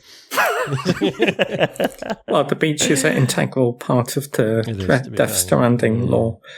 Okay, James, I want to hear how you're finding it. How far into it are you? I mean, I'm not even that far in. I've only played it for about 2 hours, I think. So I've not really So played. you watched one cutscene. No, but that is actually one of the things I wanted to say, because it does feel a lot more streamlined than the original. I have heard that maybe not so much all the way through. No, that's what I have heard. Things so far saying that Kojima. Okay. So far, the cutscene to gameplay ratio feels massively improved, but this is just at the start. And also, it didn't do that thing at the beginning. Do you remember you played Death Stranding a bit, right, David? No. Okay, because one of the funniest things about that was at the start, how Kojima's name comes up about 6 times in the opening credits, just like a Hideo Kojima game, which was quite funny. And it's but in this one, I think he limited himself to twice. I think it's 3. It's 3 times. Which is pretty good. But no, I really felt that there's been a lot more time actually playing the game rather than watching cutscenes so far. This time around, and there's been a lot less sort of telling, because that's the other thing that you get in a lot of Kojima games, which is they just go hardcore into the cutscenes, trying to explain tons of things, loads of concepts, all that kind of stuff. This time, it just feels more like you just have the freedom to play around a bit more. And you that's just get 2 hours in. As someone that's completed it, Capone, does it stay that way, or is it just back-ending all that stuff now? I think it generally is a lot more reserved. I think what Kojima is doing is making his games bigger, so that the cutscene to gameplay ratio is more balanced. So it's still got 18 hours of cutscenes, it's just the rest of it's longer. Yeah, because as I say, I finished it and it's 50. I spent 52 hours, and that was mainlining it. And James just sighed for those who can't see the video. But it's a really, really, really, really long game. Probably his biggest so far. How wacky does it get? Very yeah, it's very Kojima. I've heard the stories a lot. You cancelled out saying very wacky then because you realised you couldn't say it. Can you give that another go for us, Capone? It's very wacky. There you go. You can do it. Believe in yourself. Believe in yourself. Sorry, I've heard the story is a lot better than the first one, because even people I know who really liked the first one are like, yeah, the story's sort of bobbins, but once you get through that, and you can just play the game, it's actually really brilliant. Yeah, I mean, the story's still, like, I still don't understand what happened. After I finished it, I watched one of those explained videos on YouTube. I still didn't understand what was going on. Even after that, made it even more confusing. But yeah, it's more about the wackiness, I guess. So what were the wacky elements? Without giving away too many spoilers, what sort of wack? Like, wasn't there the little doll, the little talking doll? Is it like, you don't have to tell us what it is, but is there like a good justification for that? Or? There isn't really. You're laughing, Capone. Yeah. So I'm assuming the answer's no. I thought, I mean, I don't want to go into spoilers, but for example, if you've seen the trailers where they're on a ship and they suddenly all become grey and blue. Do you remember that? I don't think I have seen that. No, I've not seen that. Yeah, I thought you said grey and blue then. And yeah, that's what an old football player. It all becomes like this old 16. They're all this like grey and blue colour, and even at the end of the game, I still don't understand why they were grey and blue. It is grey and blue. I seriously kept thinking this was grey and blue. Like as you said, played for Walsall in the 80s. No, because they're that colour for like just a single moment, and then for the rest, they're not that colour. Right. And I don't know why they were that colour. Yeah, it's so confusing. Right, so you're saying you don't understand why that happens? No. They just turn to a different colour for a little bit. No, right. Look, this is the sort of stuff that I had to tap out with Kojima because it would just piss me off, all that shit. Did you see that clip of piss me Norman off. Reedus doing the rounds? Where he's basically saying, he's like trying to do the lines, and Kojima's like, right, now you're crying. And he's like, right, why? And he's like, well, it's because of the Stranding and the this and that. And he's just like, I don't know what you're talking about. Like, I don't... Even the actors don't know half the time. Does the story land by the end, Capone, or?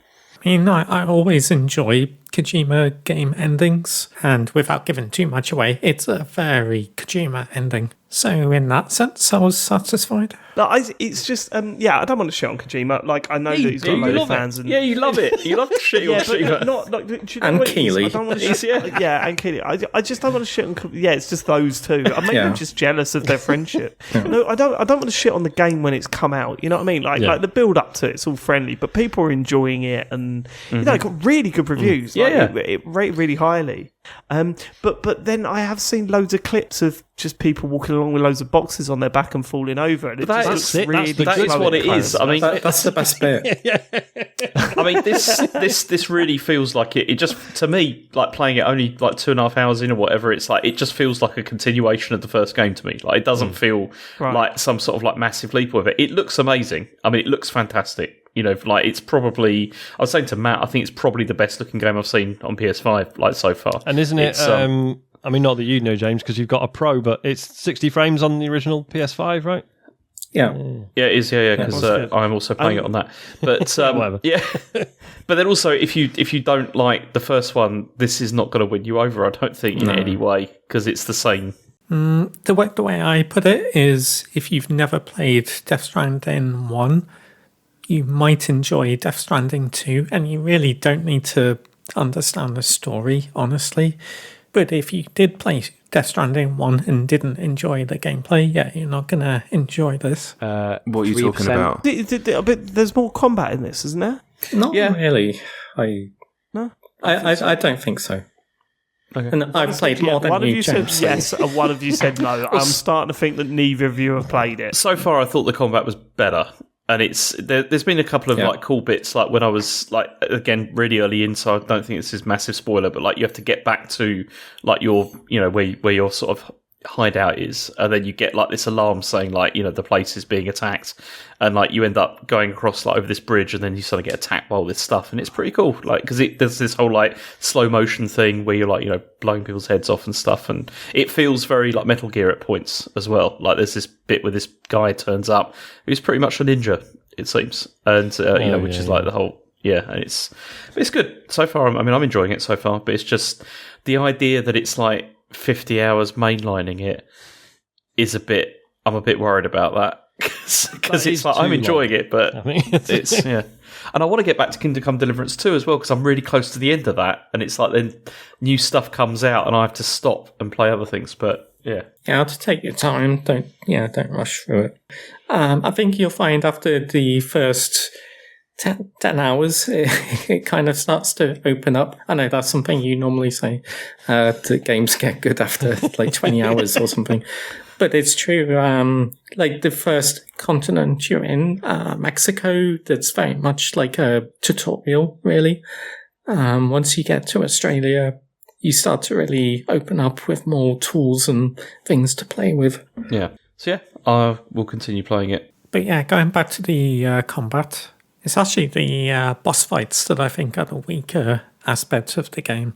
But I really appreciate that this time they seem to have added in a lot more help with that. So there's a lot more worms, which are essentially health packs, littered around the place, and you don't have to pick them up, but it's nice that they're there if you are struggling. Yeah. And also a new thing is that if you die, you get all the options to, restart from last save and so on, but there's also now a new option that's called something like Pretend I Won, which I never needed, but I presume that would just skip the fight. So I've had sex once. What? Why would you say that? I'm talking about Death Stranding. Where was I? So I do think that will help with getting more and more people to actually finish the game. Yeah, so I think it's a change for the good, because especially much older Kojima titles, they were usually they would ask quite a lot from their players. Okay, I'm interested to hear how Matt's reacting to it. He said he's not played it too much yet. Got a lot going on at the minute, but I think he'll be back next week. And I know he's a massive Kojima fan without being able to explain why to me. Yeah, it's funny, isn't it? Because you do get wrapped up in it, and I was kind of like, I should really be playing this because it's such a huge release. And everyone's talking about it. But at the same time, I just know where I'll end up with it. I'm sort of confident that I'm not going to enjoy it. I was thinking about you a lot when playing it. Really? Yeah, I was like when certain wacky things happen. Yeah. It's the bit where the troublesome trucks turned up. I know that guy.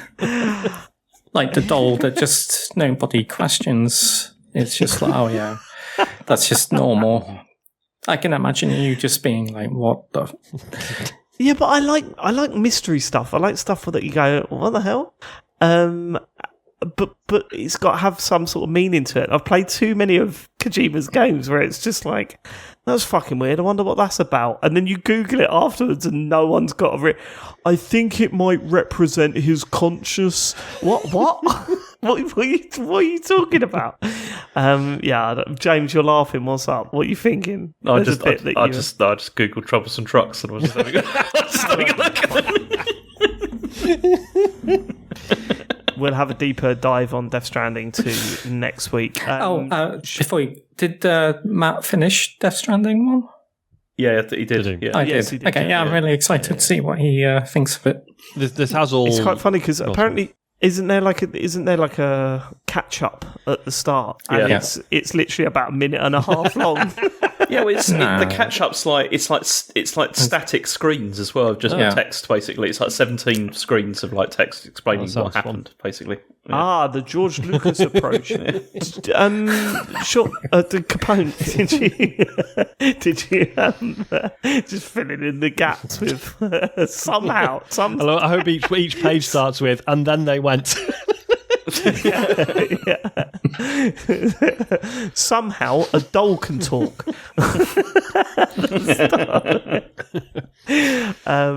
Is there any celebrities in it, Capone? Well, yeah, obviously. Is it really? What, other than the obvious? I'm talking. You mean new ones? Like in the last one, they just dropped like Conan in it and other people. Was Jeff Keighley in it? Jeff Keighley was in the first one, yeah. I didn't notice that as much this time with the porters. The only real faces I recognised were like the main characters, like George Miller, and he's the main one. And who else is there? Elle Fanny. Cool. All right. More on that next week. Sean, you have been playing some games that we've not spoken about Certainly yet. So have. You take over. I've been playing Peak, which is this week's internet sensation. It's sort of fascinating. Never heard of it.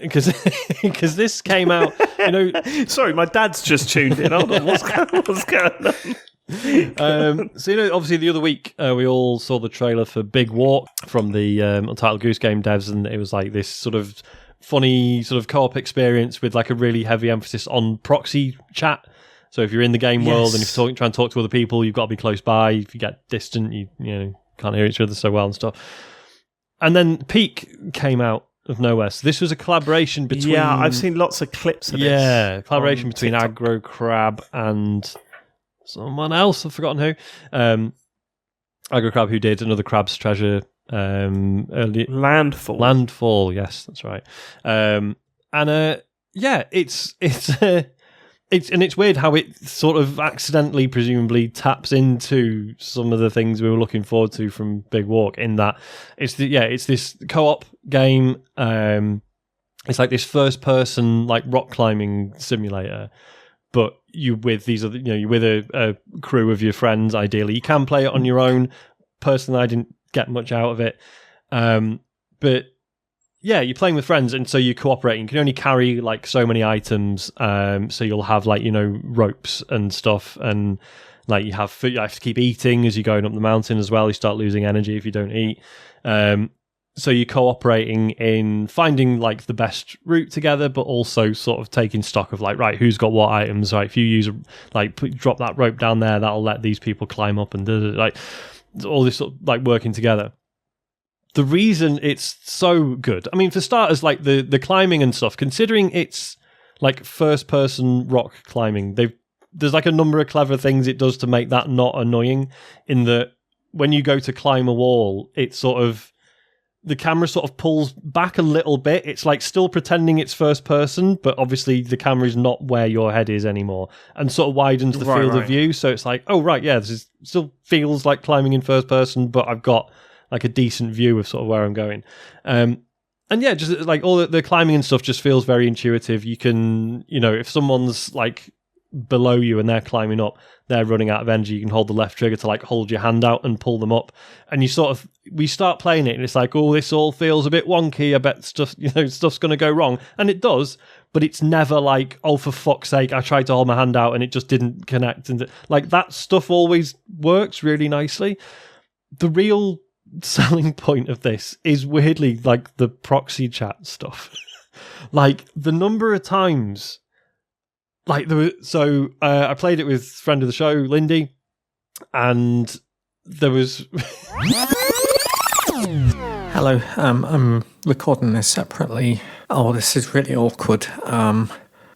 Okay, so when I last edited the show around 3 years ago, and I did this really silly joke about how the computer game show is really well represented by women. And the joke was that I could actually only name about 5 names. And those included some women from their Discord and also some guest presenters. And then afterwards, I was looking in the Discord and longtime fan Lindy was like, oh, you didn't mention me. And I don't know how I forgot her. She's been such a big part of the community for so long. And at the time, what I said to her was, I don't think you've got a memorable name. Like, Lindy just doesn't really stand out that much. Like, maybe if you had a food or a fruit or something in the name, I would have remembered. So she changed her Discord name to Lindy Banana. And we've not talked about this ever since. Her Discord name is still Lindy Banana. She hasn't changed it back in the last 3 years. So in the last year, I've been trying to think of a way to get Lindy in this show. But to be completely transparent, I just can't think of a clever way to get her name into the show. So I've just thrown this bit in now just to get her name in there. I mean, she deserves it. She's committed to this for 3 years. So yeah, Lindy, if you're listening, please feel free to go ahead and drop the banana from your Discord name. Even if you're just called Lindy, I'll remember you in the future. That's it. Okay. like I played it with friend of the show, Lindy, and there was one point where I fell. Right, I fucked up a climb and I fell, and I was like rolling down the mountain, like that Homer Simpson bit in The Simpsons. As opposed to the other shows he's been in. Just you have to clarify these things. So he just comes like, like bouncing down this mountain, and I'm in first person the entire time, and I'm like rolling. And I just hear Lindy's like voice, like distant, like echoing off the mountain, just going, "Oh no!" And it's just it's so funny, and like I played with Joe as well, and there was one bit where I just fell down this sort of crevasse. So as I'm going like, "Oh no!" It's like he hears it sort of get distant, but with this really long sort of reverb on it, and he was just like pissing himself laughing. It's very hard to explain without just hearing Isn't it crevice? What, sorry? Isn't it crevice? There's the word crevice, and then there's crevasse, which is a. Oh right. Okay, I'm the thick I like one. to just make things sound, a bit more French. I'm going to Pre-Marché. That was only Fools and Horses reference there. It's just the way it creates these little moments of sort of physical comedy, and the stuff it does with the voice processing is just so fucking funny. So it's wild how this hasn't been done before, because as you say, like that's like Big Walk's big thing, right? And I think Big Walk will still be good, because that's clearly, there's more the sort of puzzles and stuff. There's more like you just sort of come across things and be like, right, what the fuck is this? Whereas this is very much you are climbing up a mountain. That's kind of it. But it's using that same sort of technology of not just projecting your friend's voice over the top of the game. It's putting your friend's voice into the game. That must have such a huge. I just find it wild that it's taken this long to get there. It feels like this is something that should have happened. I mean, the first time I was like really aware of proximity chat was in PUBG, where it was like a big thing. No, that's not true. The first time I was really aware of proximity chat was Spies versus Spies on what was it? That Splinter Cell. Spies versus Mercs. Spies versus Mercs. That's it. Where you could, if as a spy, you could go up to a merc, you could get up stand behind them, grab them, and then whisper in their ear before you snap their neck. And like even back then, that was incredible. Obviously, this is way more sophisticated than that. But I'm really interested to see how more games develop this, because it just sounds fucking great. Actually, and I hope it's done well enough to justify a console port. 'Cause at the moment, it's like Windows only. It was really weird actually. I've never seen this before. When it first came out, obviously I had friends saying like, "Oh shit, does it run on the Steam Deck?" And I was like, "Well, I'll get it anyway, and I'll let you know."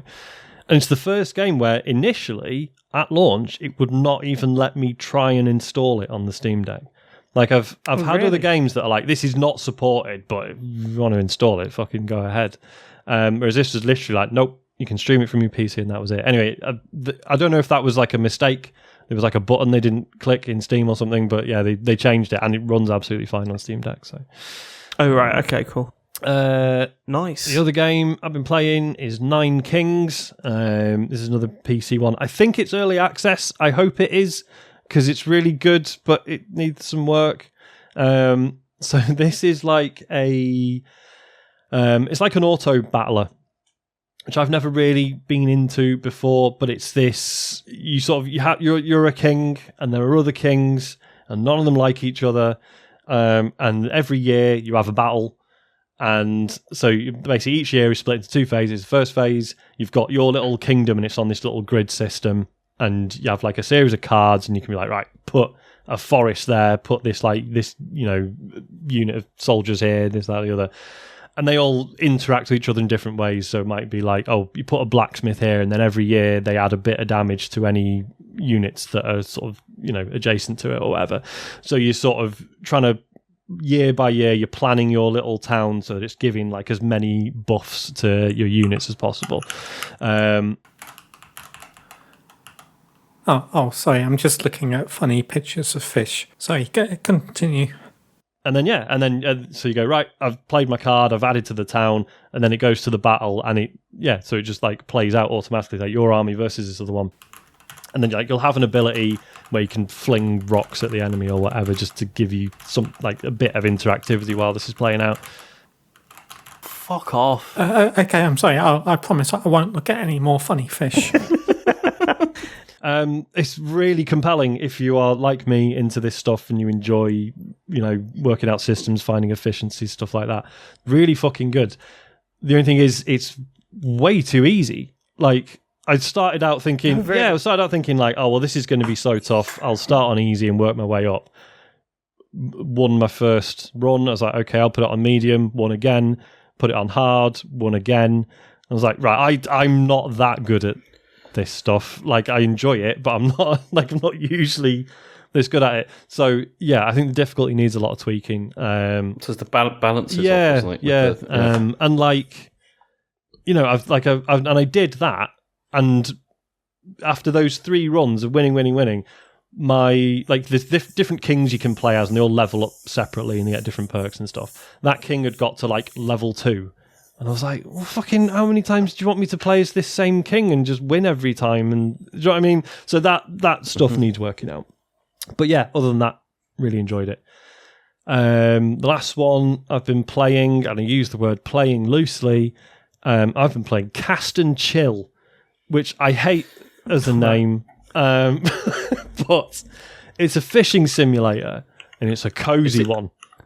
Is it a relaxing fishing? It's cozy as fuck, James. Brilliant. I actually think this is one of the few where it sort of nails it, because it's really quite committed to barely being a video game. It's like visually, like it's all pixel art, but it's some of the the environment's some of the most beautiful pixel art I've ever seen. Like it's really quite stunning. And like the sound design is really on point, really nicely done. It's nice to like turn it way up and just listen to the the water and the environment and stuff. And yeah, it's a fishing game, but the actual interactivity with it is like a really light touch. It's like you hold A and then you let go to cast, and then A and B will sort of reel the line in or loosen it. And then the fish bites, and then you hold A and you reel it in, and sometimes the fish fights a little bit, and you let go so the line doesn't snap, and then you just like. So it's like slightly more advanced than Animal Crossing fishing. Basically, yeah. and if you don't touch the controller for 1 minute, the game plays itself. You get less money for the fish, but basically it's so obviously just being like, yeah, just fucking. Who actually cares? Like, you earn money, you buy more gear that lets you catch more fish, you get more environments, and like all that stuff is really nicely paced. It means there's a bit of thought involved, but also, like, I mean this sincerely, it's like £6 and it's the best screensaver you'll ever see. Like, it's. I mean, I'm honestly loving the art style. Yeah, I think it looks really. Yeah.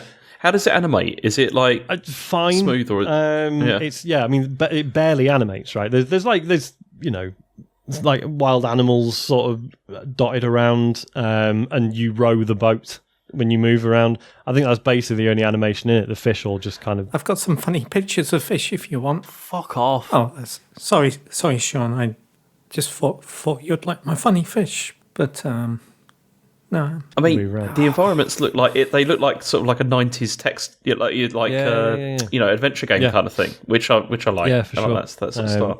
So yeah, it's like I say, it's weird sort of recommending it as a game, because I've had as much enjoyment out of like when I'm working from home, just loading it up and letting it do its thing while I'm working.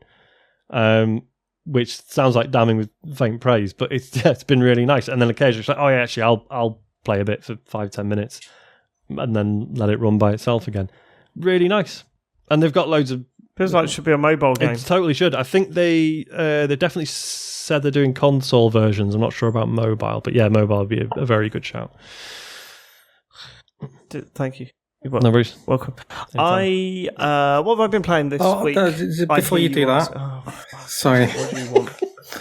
The name Cast and Chill reminds me of a funny story. Oh, yeah, so the other weekend I went on a fishing trip. Did you go on a fishing trip? I almost went on one. So I went on a mini vacation, and my sister, who I wasn't on the vacation with, asked me what I was doing that night. And I just wrote back to her and I just said Netflix/chill. And Amber, my partner, was like, do you know what that means? And she had to explain it. Wait, hold on. In 2025, you don't know what Netflix is? No, I've heard other people say that. And I thought that was just like, I'm going to have a Netflix and chill, going to have a nice time. And I only just found out what it actually means. Yeah. So that's hold on. What does it mean? It means watching. It means what? God, no, I don't know. It just means watching Netflix whilst having sex or something. I don't think you actually need to watch Netflix at all, do you? I don't know. Netflix. It's not required. I mean, you can also watch. You can watch Amazon Prime. Hold on. Just let me skip intro. Fucking adverts should have gone on the ad support is tier. Well, it doesn't mean having watching Netflix. So it's just watching TV or something. No, it was code word. It was code word that you say, do you want to come over and watch Netflix and chill? Which means I want to have sex with you. That was I didn't like that. Then isn't it weird? If your relationship with someone is such that there's a good chance you're going to have sex, why are you dressing it up as anything else? Do you know what I mean? Should probably be able to communicate honestly. Because I don't think it's takes the awkwardness out, doesn't it? No, I don't think it's nice to just text someone saying, "Hey, do you want to have sex tonight?" Not like that. Hello. That's what I do. I've been married for 10 years, Dave. I don't know how this stuff works.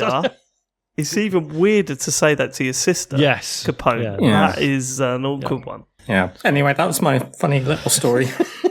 Thank you for your funny little story. Can we put in a jingle on that bit? Capone's funny little story, something like that, and then ba-da-bow-wow. No. No. Okay. Right.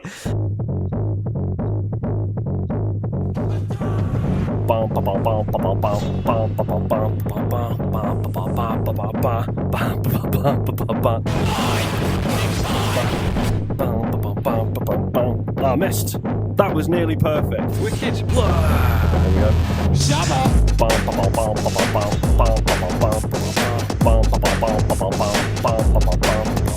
There's a new Monster Hunter game out. What have I been playing this week? I hear you all wondering. Well, it mainly Rematch, actually. I think it's really funny when I was listening to when you were talking about it last week, and Matt said David calls it broken. I don't really think it's broken. Just for an example, John Denton shot and it was 2 yards wide, and the game just gave him a goal. It was fucking broken, and it's still broken to some extent. Look, for those of you that don't know, I'll give you a quick recap. And what I love saying is, it's like a football version of Rocket League, which is, of course, silly thing to say. Look, I'm really torn about this game. I'm loving it. I've put in close to 20 hours, I'd have thought, already. I sort of just can't stop playing it with my friends. There are moments where we're euphoric when we've scored an amazing goal. We're getting better. We can see improvements in how we're doing. It's mostly teamwork stuff rather than individual stuff, but there's a hell of a lot of pinging the ball about, everyone getting slightly better in goal and distributing and all that sort of stuff, finding your way around things. But there's so much of it that you go, this needs fixing, this needs fixing, and they are regularly releasing fixes, and they are making big differences. Like, it is working.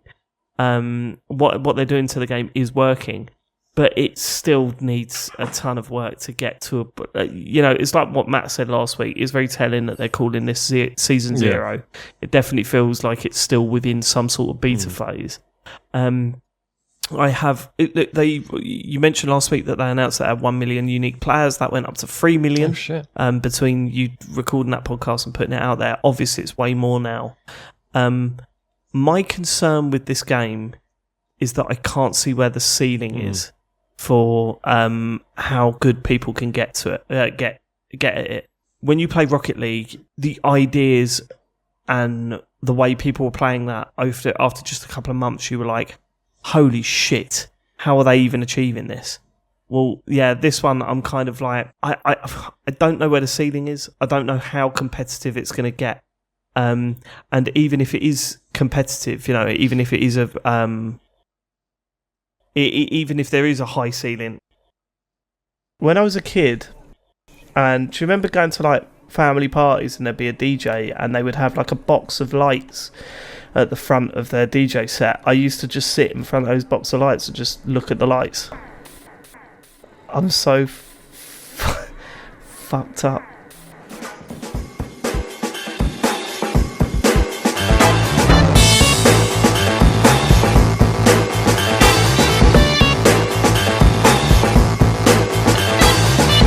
So, like, not only when you play Rocket League, it's like you can see that, holy shit, there's this whole skill level that is way beyond what I can do, but it's amazing. And that's the other thing. It's amazing to watch.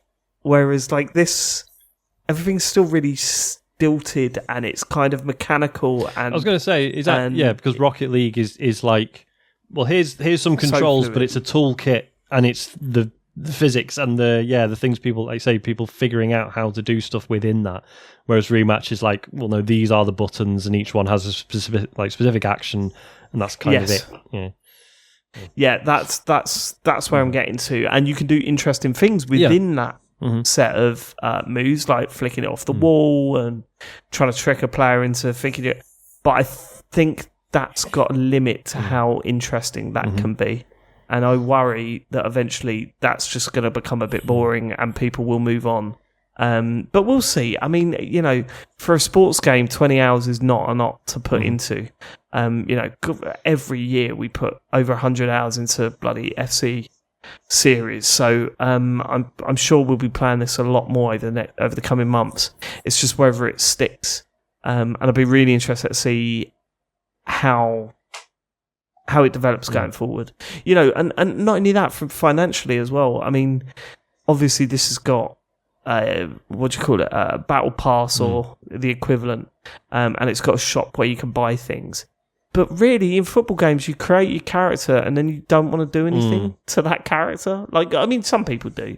But for me, I've got my character and I don't really want him to change.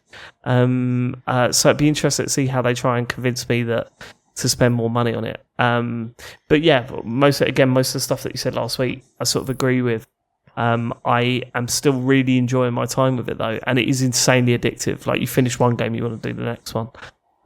That's kind of where I'm at with Rematch. I just really hope there's some sort of massive improvement within the next couple of weeks to sort of show me that actually this can be fun to watch, and it can create an audience that's gonna stick around. Which must be such a hard thing to do. But they've done the hard part. They've launched and it's been successful. Yeah. It would be so easy to launch, no one plays it, and it gets, they close the servers down after. Which has happened to good games. It's God, yeah. It's happened to a lot of games. They've done the hard bit. Let's see if they can keep it up. But the other game I've been playing, all very boring, but ever since the reveal of Lumines Arise, I stuck on Lumines Remastered on my Switch 2, and I've just been hammering that, and I finally achieved what I wanted to achieve with my life. I got over 1 million points in unlimited mode, and I am sure there are people out there going, yeah, that's easy, David, what are you doing? But for me, I was absolutely buzzing. And I also got just outside the top 2,000 scores on classic mode. And I just want to break 2,000. That's my next, I'm constantly trying to give myself goals to achieve. Because it's like, I wanted to get 1 million. Over 1 million was what I wanted to do. And I think my final score was like 1,300,094 or something. And I was like, oh, holy shit, like I've blitzed it, like I've caned it.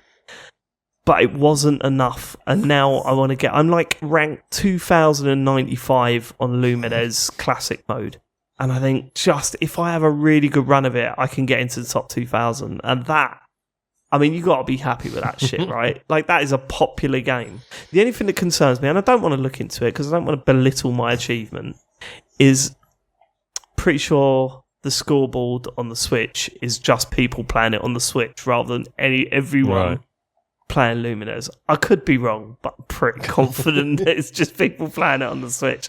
So already the audience or the pool of players gets smaller and smaller. But no, I was absolutely buzzing with that. I love that game so much, and I cannot wait for I can't wait for Arise. Does Chen play on the Switch? What does Chen play on? Yeah, she plays it on the Switch because, as I said, she originally played it on like PSP and stuff like that. This is a very long time ago, but yeah, she's got the Switch version, and yeah, she does still You've got to play let me it. know our scores. I want to see if I'm decent or not. But like, what really made me laugh is that it was my 1.3 million score. I was well happy with.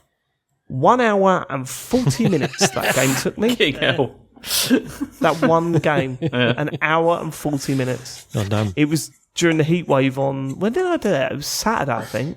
I just sat with my feet up on the sofa, sweating and playing Lumines. That's like a couple of cutscenes in Death Stranding. You could have watched. Yeah, exactly. Yeah, it's nothing really. Yeah, good point. I fucking love Lumines. Cannot wait for the new one. That's what I've been playing. Capone, have you got any games to add? No. All right.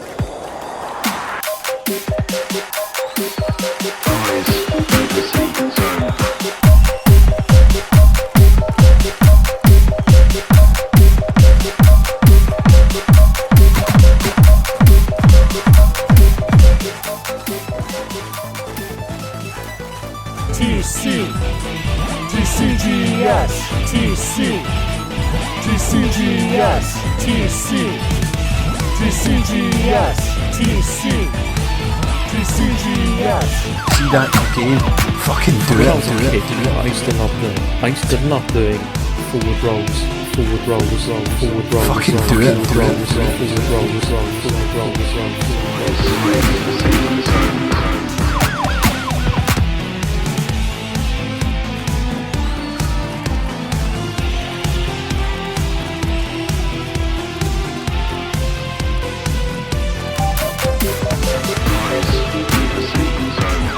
Not doing cheats is the best fucking thing in the world.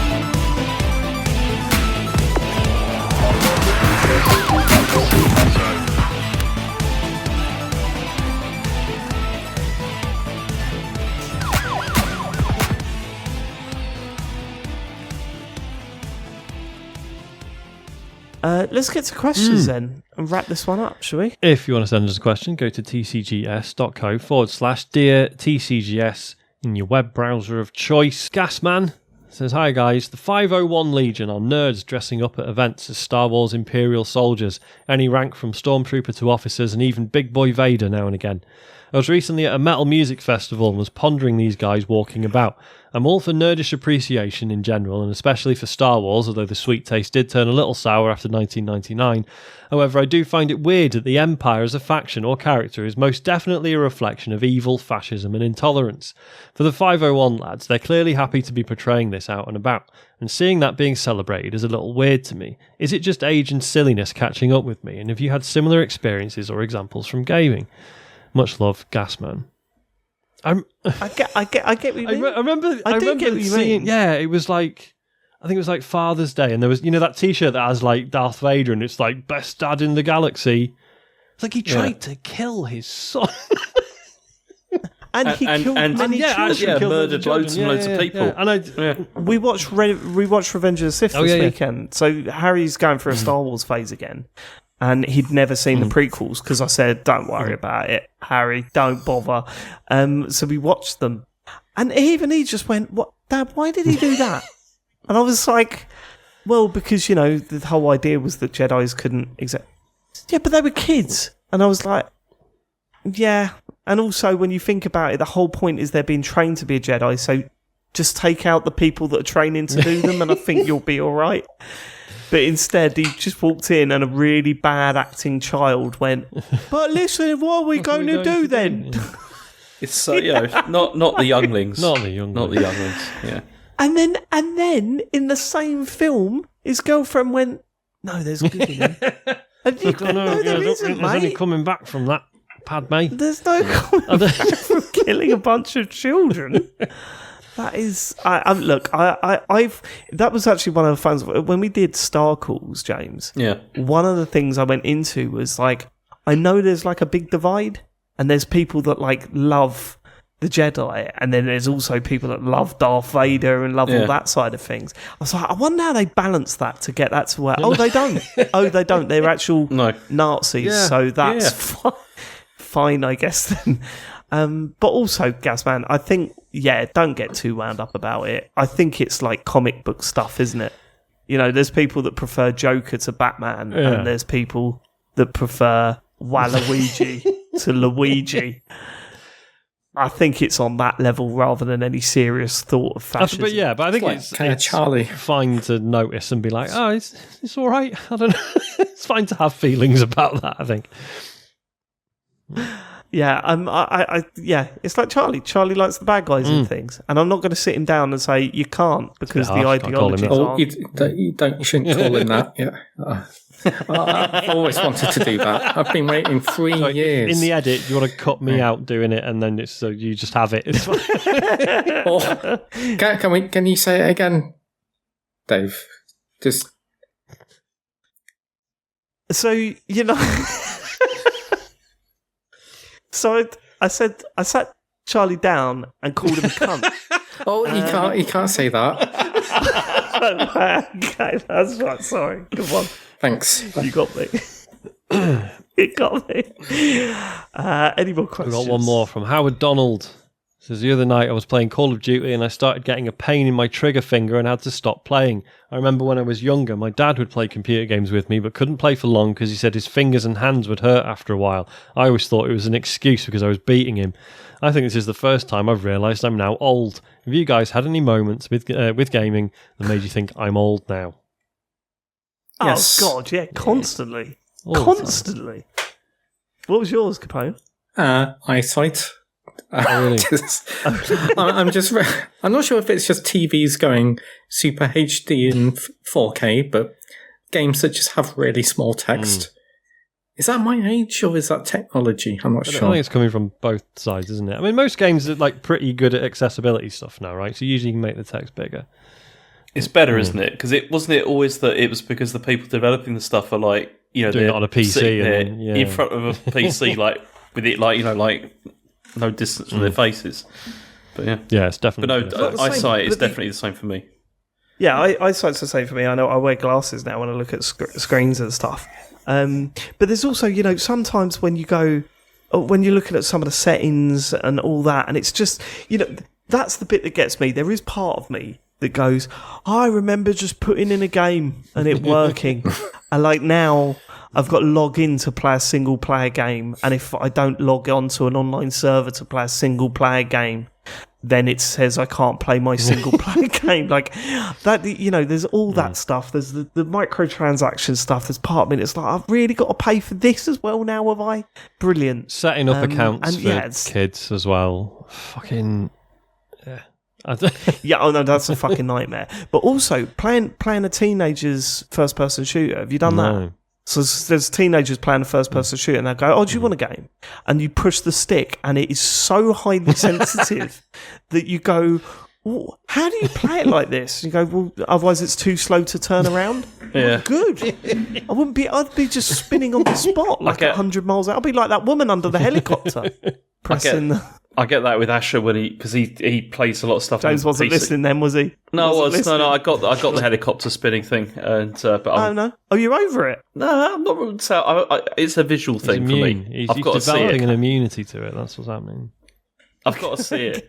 I've got to see it's like ASMR watching the same ASMR video. Yeah, sort of fades a bit. Go on, James, what are you saying? But yeah, he plays like a lot of stuff on computer now, and like with the mouse, it's like, you know, I go to touch the mouse and it's like it just disappears. It's like, and it's just like, why? How do you operate this with this level of sensitivity? It's ridiculous. The other week, with the old people. The other week, Isaac had one of his mates over from school, and they wanted to play Minecraft together on the TV. So I was like, right, load it up on the Xbox. And I know this is just something his mate has like heard from a YouTuber or whatever, but he's like, is this Java or Bedrock? And I was like, well, it's on console, so it's got to be Bedrock. He's like, oh, Bedrock sucks.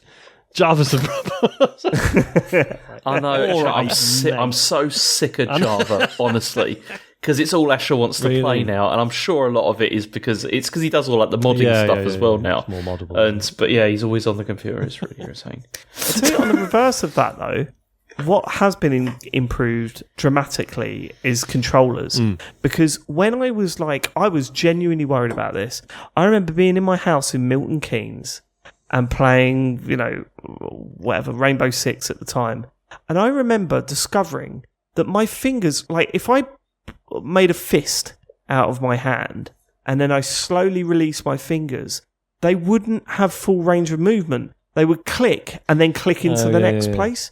And it was because I was playing too many video games.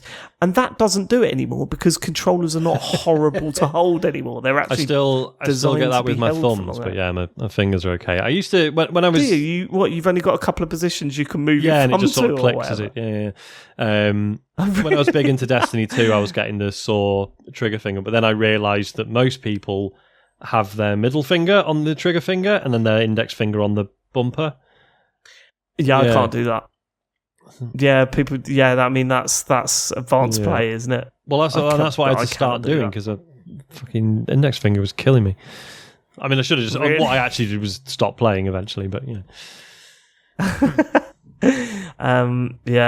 we're all getting old. Are you feeling old, Capone? Yeah, but I just take one day at a time. Okay. Is that it for emails, yes. Sean? Okay, Matt, do you want to do your bullshit? Okay.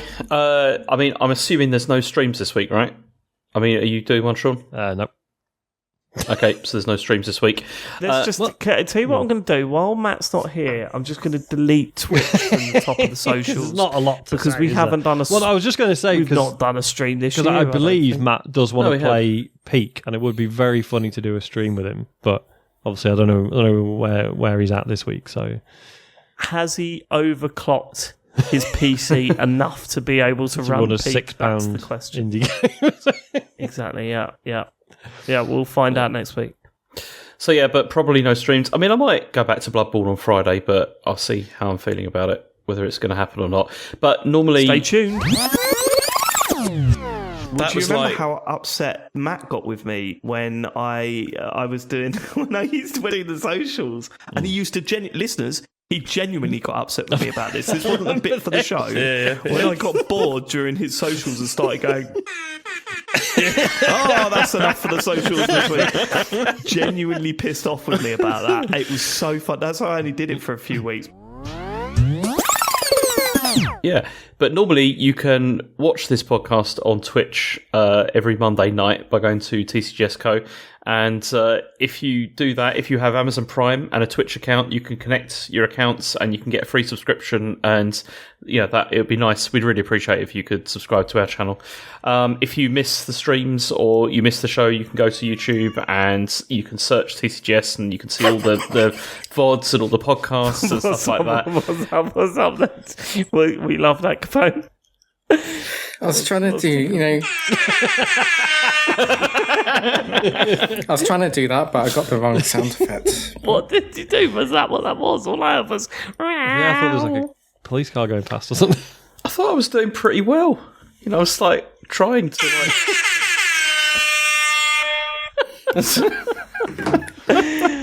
I mean, you should do the quick plug for the Strava Club, surely. That's what I was getting to, and then I got interrupted. But yeah, I mean, there's also the website at tcgs.co, and there's a Discord community, which is great, and our Blue Sky accounts. There's also the Patreon store, and also our TCGS the Strava Club store. Yeah, the Patreon store. There's a Patreon, and there's a store. That's an episode title. The Patreon store. Yeah, we'll take that. But yeah, there's also the TCGS Strava Club as well. So yeah, have a look at that. So thank you for everything. Yeah, Capone, thank you so much for joining us. We look forward to having you back on the show in 3 years' time. Hold on, I can't call the episode The Patreon store. The Patreon store. Yeah, that's not a good name, is it? Can you come up with something funny now and then? I go, oh, that's a good episode title. Oh, what? We'll just do it now. Yeah, okay. Tell you what, James, name the episode. Just think of a little phrase that we can name the episode, and that's what we'll go with. Come on, top of your head. But what? Say it in 3 like words. as a phrase or something. Like not 3 words. Strava tattoos for us. Oh, that's our episode title. Strava tattoos for us. Okay. Then. That is the. I'm not going to be able to remember that name. I'll ask you to copy and paste it after, and then. We don't need to do that bit on the show. So you'll be back on in 3 years' time. Do you want to make a prediction about video gaming in 3 years that we can play back to you when you're on the next pod?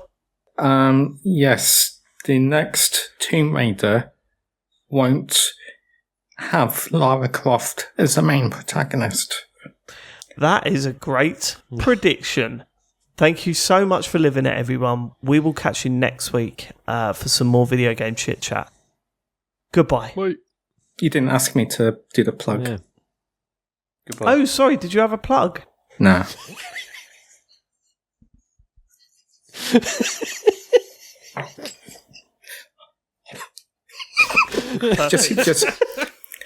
Just Google it.